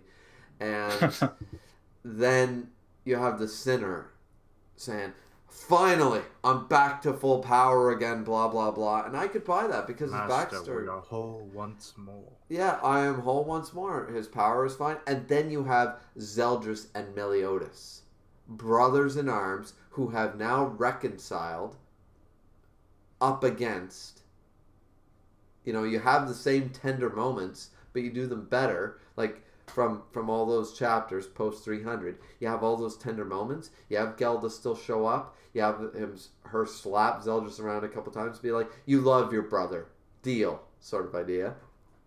And then you have Meliodas. Then you forget the 7 Deadly Sins. Eskimo doesn't have his power. Miles a coward. Ludacell's gone. Whatever. Then you have Meliodas and Zeldris against the Sinner, against their former teachers. It makes for a much better narrative. It's a final battle. You have the two brothers work together. You have full Nebula. Boom. Like something like that. Or Nebula counter. Or something like that. You have some super final attack from brothers. It would be fucking amazing. The Sinner's a better villain than the Demon King ever was. Or Chaos. Or Kath. or anybody. The Sinner has a better backstory. Chandler and Cusack are great villains, though they don't get enough screen time. It's perfect. Then it becomes a story about Meliodas and Zeldris, which the story is all about romance. Why not have a bromance? Yeah, see, and the best part of that would be, I'm not sure if you'd agree with this, but if Meliodas and Zeldris were struggling in that battle, then including Mael as their kind of, he wasn't really their brother, but in one of the chapters towards the end, Mael actually says to Zeldris, I don't want to fight you, even though I wasn't your actual brother. I'm We were still kind of your brothers. brother. Yeah. Yeah. So it would have been awesome to have them kind of pull him in, or him stepping See, in rather than the coward he became, that would and be saying, great. I will help you out. That would have been awesome, like adopting him into the family, and then like 3 brothers kicking the shit out of their, well, 2 of their teachers. Yes, that would have been amazing. Be like, even though I didn't even get a teacher. Yeah, he could have said, like, there were so many lines. He could have said, it might have been fake, but you guys are still my brothers. Sort of like an Ace Sabo Luffy thing. You could have sold it. You could have sold it as he's still their brother. And he could have inflamed their weapons or something when they pull off, like, their ultimate attack or something. I don't know. You could have added Sundown. You're right. You're just adding, fuel to the fire for a great ending to the series. Does anybody disagree with that? Naya, Kishin, do you guys think that that's not a bad way to end the series? I like it. More Zeldris, inject it. Zeldris helping to kill the final boss. Why would Naya disapprove? You'd have that fight on loose. I said inject it. I mean, literally, I already had the screen set up, Naya. I don't know if you've seen what our live stream looks like, but I put the whole Zeldris thing, and you don't know that I struggled for the last 2 hours before the stream to find a colored Zeldris pic that kind of matched the Escanor one, and I had to crop that shit. I had to figure, and he had Chandler in the background. His hair's still fucked. I was trying my best. I'm not the best Photoshopper in the world. Griever, you could I'm have literally awful. just had me color a panel. Yeah, I should have had Kishin color a panel, but I thought there would be more Zeldris shit. That's what I thought. So I did it last minute, man. Because then, at least they would be consider, kind of similar quality. Yeah. So, all right. So I think we went over everyone to end the series. Now I just need to double check what the fuck I sent you guys as messages for the actual revised topic list, because we have what unresolved plot points bothers you the most.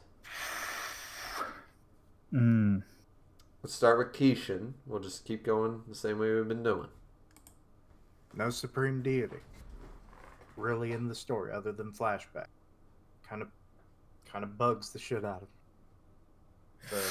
There's some smaller things, like what's Merlin and Arthur doing in the last chapter. Never even brought up. That's kind of annoying. Galther, he was there for the birthday party, but what the hell has he been doing for 12 years? I keep wanting to say that he's like a traveling actor because he can change his appearance. So he'd be the perfect person for that. But so there's a bunch of what the hell are these characters doing kind of moments. And yeah. I think that's the bulk of it. Oh, also the thing I mentioned about King not having all the forms of Chastifold, that's kind of annoying. I was surprised when you said 3 total. That actually bothers me. Not even his Elvis form, but 3 total we never saw. That's there's no reason for that. I mean, I guess they would have been similar to Gloxinia. Yeah, but as we saw, Gloxinia's forms were completely different from all of King's. Well, I meant, but there's the pattern. There's a spear, there's a guardian. Yeah. And he didn't even show all of his forms, so I guess it's even, but still, it's kind of annoying. Yeah. Yeah. Naya, you want to take it? I think the supreme deity thing bothers me the most because one of those my own. Like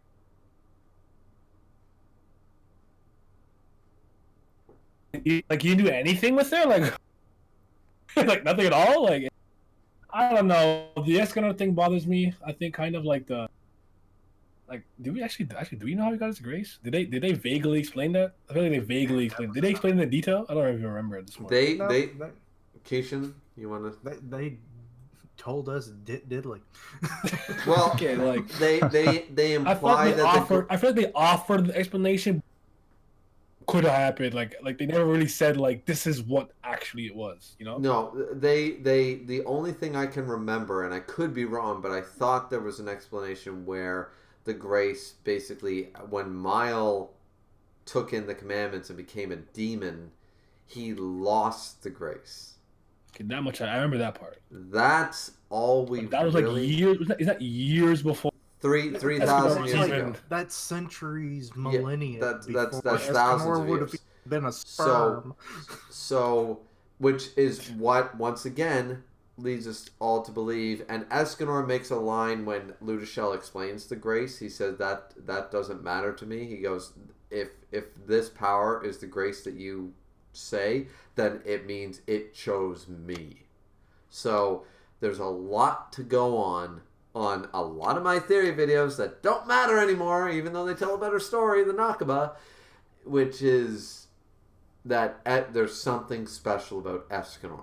Escanor is something special, and the grace had to wait 3,000 years because, as we know, the only explanation we have is commandments and graces that go into living beings blow them up if they're not powerful enough. And Escanor, as a baby, was able to handle the strongest grace. We have no reason as to why. Yeah. Boo. I don't like that. Two so there you go. Yeah. Two things. All right. Sundown, take it away. Okay. So here we go. Sundown. I'm going. All right. So there are a few plot points which needed to be addressed. You've already mentioned one of them, the Supreme Deity, her whereabouts. As I'm speaking, I've forgotten a few of the ones I wanted to mention. But the main one for me, I think, was... no, actually, so there were things like Escanor's backstory and his, once again, how he was able to handle the grace. I don't think we were ever actually given a full idea of Escanor's backstory beyond his training with Meliodas, right? No, we weren't. He just Rose is just a human, which makes no sense. He gets the grace. We don't know why. What's that? He was a prince of a kingdom. He was a prince of a kingdom that's no longer there. We know that much. That kingdom, which is sad. It's like, what the hell happened to that kingdom after he was gone down? They shouldn't have shunned him. It would have thrived. No one would ever invade them. Yeah. And there were a few other plot points which I've forgotten. I was just thinking about them. But the one that I would go for is Meliodas' OG magic. Ooh, good one. Good one. So I was like, where he gets rid of the Demon King's arm. And I was like, oh, shit. He ain't never used this before. The hell is this? And he was like, oh, shit. I ain't never going to use this again. So I was like, what?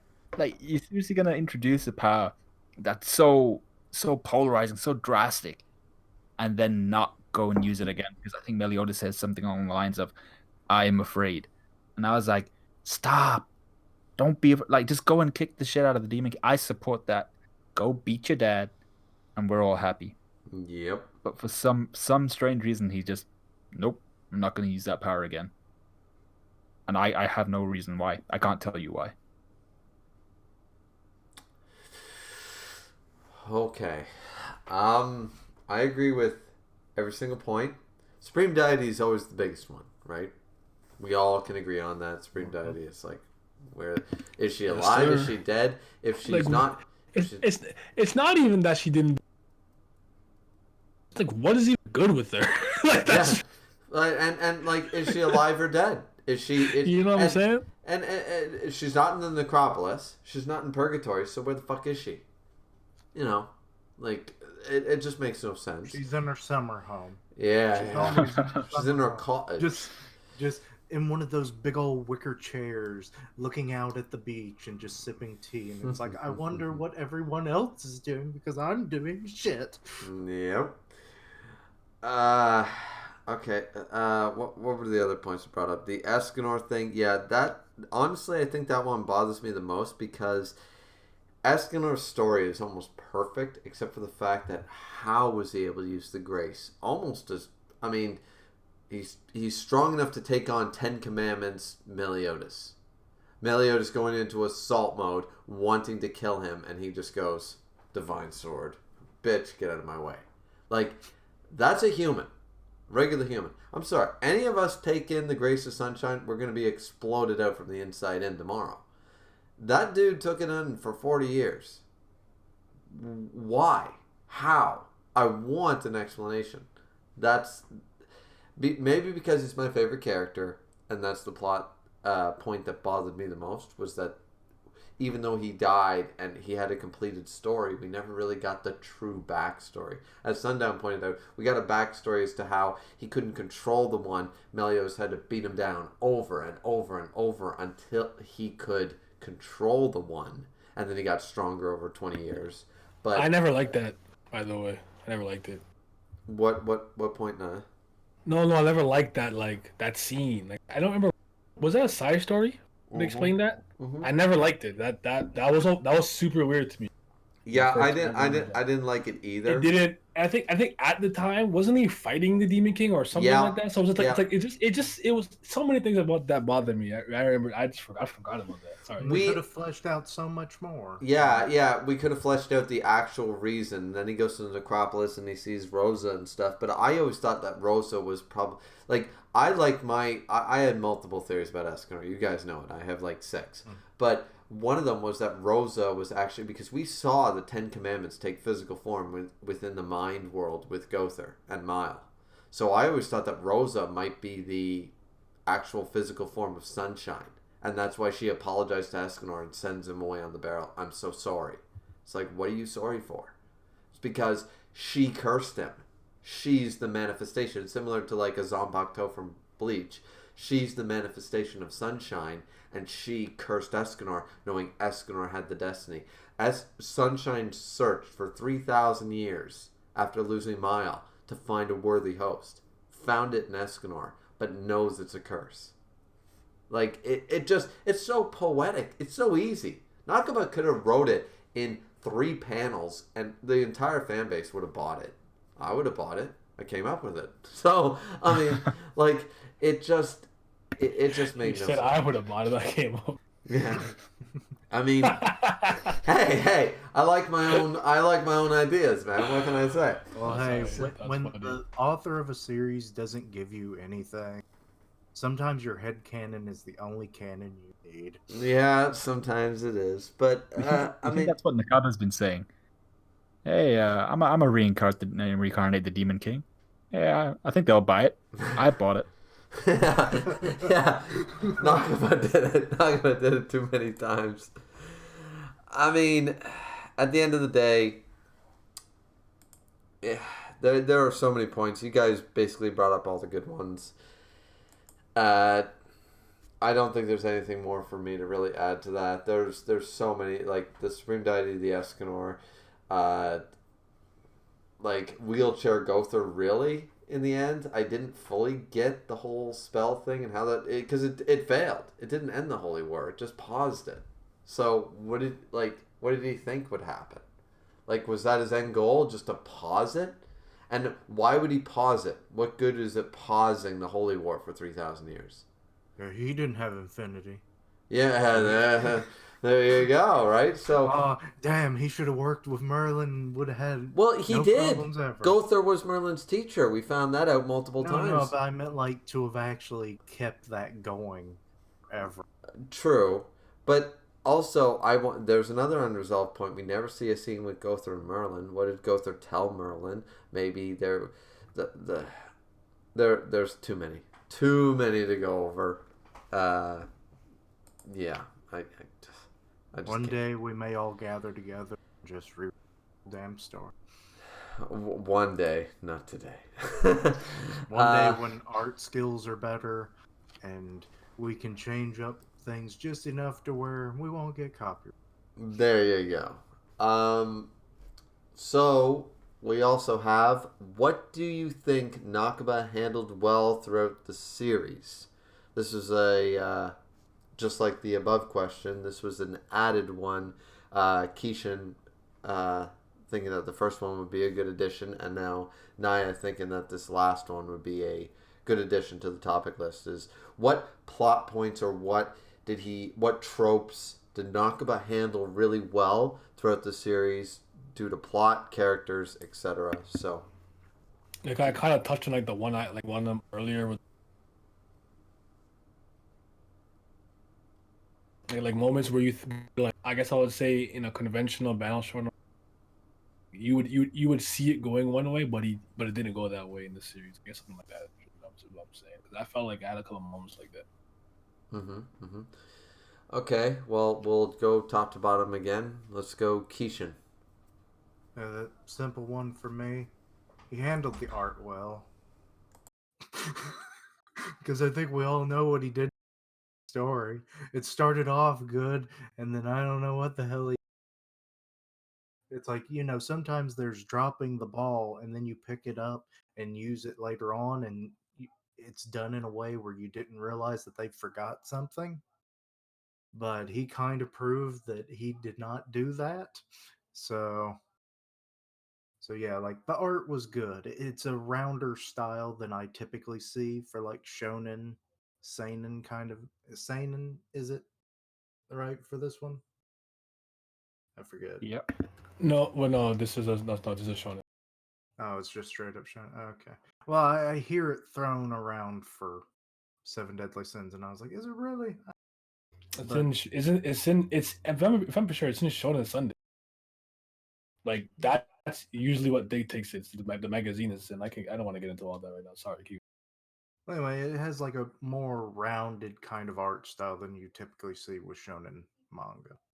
So it was a breath of fresh air for me. Yeah. So it was always good looking at it. And yeah, that's what he handled throughout consistently. I kind of like already went. Do I just repeat what I said? What's that? Like I already went. I guess I feel like I already spoke about it earlier. I don't want to repeat myself. Yeah, you jumped the line. Yeah, a little bit there, man. But fast. Yeah, Sundown. You just go. What do I think he handled well? So, first off, we've already addressed the romance aspect. I think that was handled really well throughout the series. There were parts of it which kind of became a bit friendshipy and kind of like, they are my nakama, and I was like, okay, not a big fan of that. But for the most part, I think it was solid relationships, and a good kind of evolution of those. One of the things which I thought was really impressive, especially when we came to things like Barnes' backstory, a little bit more around Meliodas, Mile, and Elizabeth's backstory, and I was hoping we'd get, if there was a spin-off series about this, it would be even better, is the lore of Nanatsu no Taizai. So the fact that we have the goddesses, they have their kind of realm, the demons with their realm, humans with their realm, all of that good stuff. And then Ban and the kind of fairy kings, forest and all that stuff, the demons and all. I thought that was awesome, just from a different perspective. Like this could have very easily gone down the route of this is just a medieval manga, but having all of that fairy stuff, giants, all that kind of, it's like kind of Japanese slash even Western mythology added to it. I really liked. I thought that was handled really well. And actually, one thing that I completely forgot about was, I think in the introduction to the anime, there's always kind of that introduction part of the episode. They make mention of some part of history where humanity is split away from fairies and demons, or goddesses and demons, or something like that. And a lot of people were speculating that that's where the manga was heading towards, but we didn't really get that either. I'm not even sure if that was in the manga. Well, It might just be an anime. It was an anime only thing, but we got that slightly at the end of the manga because we saw the splitting of like, okay, fairies and giants are going to go live in the Fairy King's forest, which is not accessible to humans on the norm, and things like that. So we started to see the wane of that. So Sundown's right in saying that much. Yeah, I mean, he handled a lot of things well in the grand scheme of things. The romance, as Sundown mentioned, the characters. I mean, we still have to acknowledge that Nakaba created Escanor. So he did something right? So there's a lot of things I think he handled right. I think he handled the romance aspects quite well. I think he handled the pacing for the most part up until, let's forgive the last arc for a moment, but he handled the pacing of arcs and the pacing of a story quite well. He focused on all the main characters. A big problem that I have with a lot of current manga is things like My Hero Academia. I don't give a shit about anybody in Class 1A because none of them matter. You don't focus on them enough, and when you do, I forget what that character's name is. You give them a chapter, 50 chapters in, but I don't even know who that is anymore. I recognize the design, I recognize the hairstyle. If you draw your characters like you do in Attack on Titan or something, where the character's hair and things aren't so wacky, I wouldn't know one character from another. So in Nakaba's case, he spends plenty of time focusing on different characters, in the Sins and stuff, and back in the day he focused on people like Hauser, Griamore, Gilthunder, Dreyfus. He focused on the human characters. I would like to say he handled that well. Unfortunately, he fell off. You know, it was easy to fix too. He could have just simply found out a way to give the humans a power boost and keep them relevant, but they went down the Dragon Ball Z Krillin Yamcha Tien sort of way. They go the way the humans always go now too. They become irrelevant. Yep, and they became irrelevant. So that's really unfortunate. But I think he really did handle a lot of the tropes and a lot of the things well. He did not handle the amnesia trope very well because he used it like 4 times. Technically, he used it a bunch of times because he used it on Estarossa. In a sense, I mean, that was still technically an amnesia trope. So, but yeah. No, I mean, he really did, like, you go back and you watch, like, I watched season 1 recently, and it was good. Taizai was really, really good in its first arc, in its first anime season. It was really good. The animation was fine and everything. The art, the concepts. It's very unlike, especially since we do get to see... we don't get to see a whole lot of Britannia or Western, I call it Western, but Westernized culture in manga. We don't get to see, like, yeah, we have Fate and stuff, but we have a lot of mangas that focus on, like, oh, well, here's a hero from this, like Valkyrie does it. It's like, we have heroes from all over history, but we rarely, if ever, have a manga focused in another country outside of the Asian, countries, totally focused on that. Like, when was the last time you read a manga that was based in Italy? Like a mafia manga, or one that was JoJo. I was about to say part 5. I mean, JoJo, but JoJo also has I hear what you're parts. saying. And there's also It's usually in Japan, though. Like, I got you. Like, I definitely read and all over the space, and, like, not in Japan, but I got you. I get the point. Yeah, like, I haven't seen... It's not necessarily the norm. Titan. Yeah. I mean, they always tell every time you look up, like, top 10 tips for a writer and all that shit, right, is always write what you know. So, I mean, for a mangaka to write about a story happening in the Northwest Territories of Canada doesn't make a lot of sense. I get that. Unless you do the research. Unless you do the research. A lot of people won't. And I think Nakaba did a fair amount of research for this. He clearly did, and he did a good job of it for the most part. It's just that... so it was unique in that sense. But, and I'm not saying I'm sick of the Japanese tropes. I will always read a good samurai, ninja, esque Japanese. There's always so much to learn from Japanese culture. Like, you see, like, all these little editor notes that, like, Viz never does. Mm-hmm. to tell you shit, to like that's cool. Yeah, you're learning about a culture at the same time as reading a Yeah, manga but, and having like, entertainment. you think, oh, it's a stupid or goofy joke that they're usually telling. It's like, but no, like if you go to Japan, people are usually laughing their asses off because there's like more meaning to it. 100%.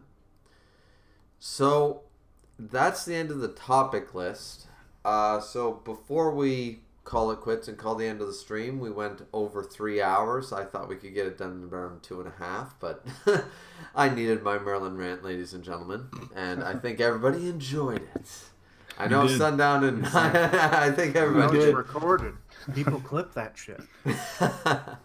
So, any final thoughts on the series? Basically, this is just the open discussion section. Doesn't need to be long. Whatever. It can be as long as you guys want. Just anything else you want to talk about that wasn't in the topic list? I'm good. I'm like pooped, ready to like lie down. My bladder is full and my stomach is empty. That's fair. That's fair, boys. I mean see, this is why I created a topic list. We're supposed to, once the topic list is done, it's like, okay, we covered all the points. That's why I sent it to everybody to make sure that I didn't miss anything that was worth talking about. So, anyways, all right, ladies and gentlemen, that will be the end of the Seven Deadly Sins discussion stream now that it is finally officially over. Thank you very much for everyone who joined in the live chat and everything. Thank you for everybody who watched and commented and etc. etc. Like, comment, subscribe to all the channels. We have Griever in here, of course, your host. We have Kishin Prime, Nia D. Hemmingz, and Sundown Rider. Their channel links are in the description down below. So if you aren't already following and subscribe to them, please be sure to do so. That being said, Come for that webtoon greatness. there you go. So I'm going to give it over to the floor to Kishin, Nia, and Sundown in order, and to say their goodbyes, and then we're going to end the stream. So, Kishin? Yeah, I'm Kishin Prime, signing off. Link to my channel below. You can find links to all my other social medias and everything in every video virtually, so you can find me everywhere. And yeah, thanks for coming, guys. Eat my ass, Sundown. Go ahead. That almost sounded like an invitation. I'm gonna have to reject that. And I'm gonna say no. Fuck you. And actually, like, I said it too fast, but I meant like my final words were "eat my ass," but then Sundown was supposed to be like I'm up with the pause, so just like I'm just calling you so you can speak. I said that's all I have to say. I'm gonna check the box undecided. Oh God, no. I mean, Yeah. thing, you know. Okay, go ahead. But yeah, my signing off note, I really did like Taizai, guys. I wasn't just roasting it for the fun of it. But yeah, go check out my channel. I do other shit. And that's about it.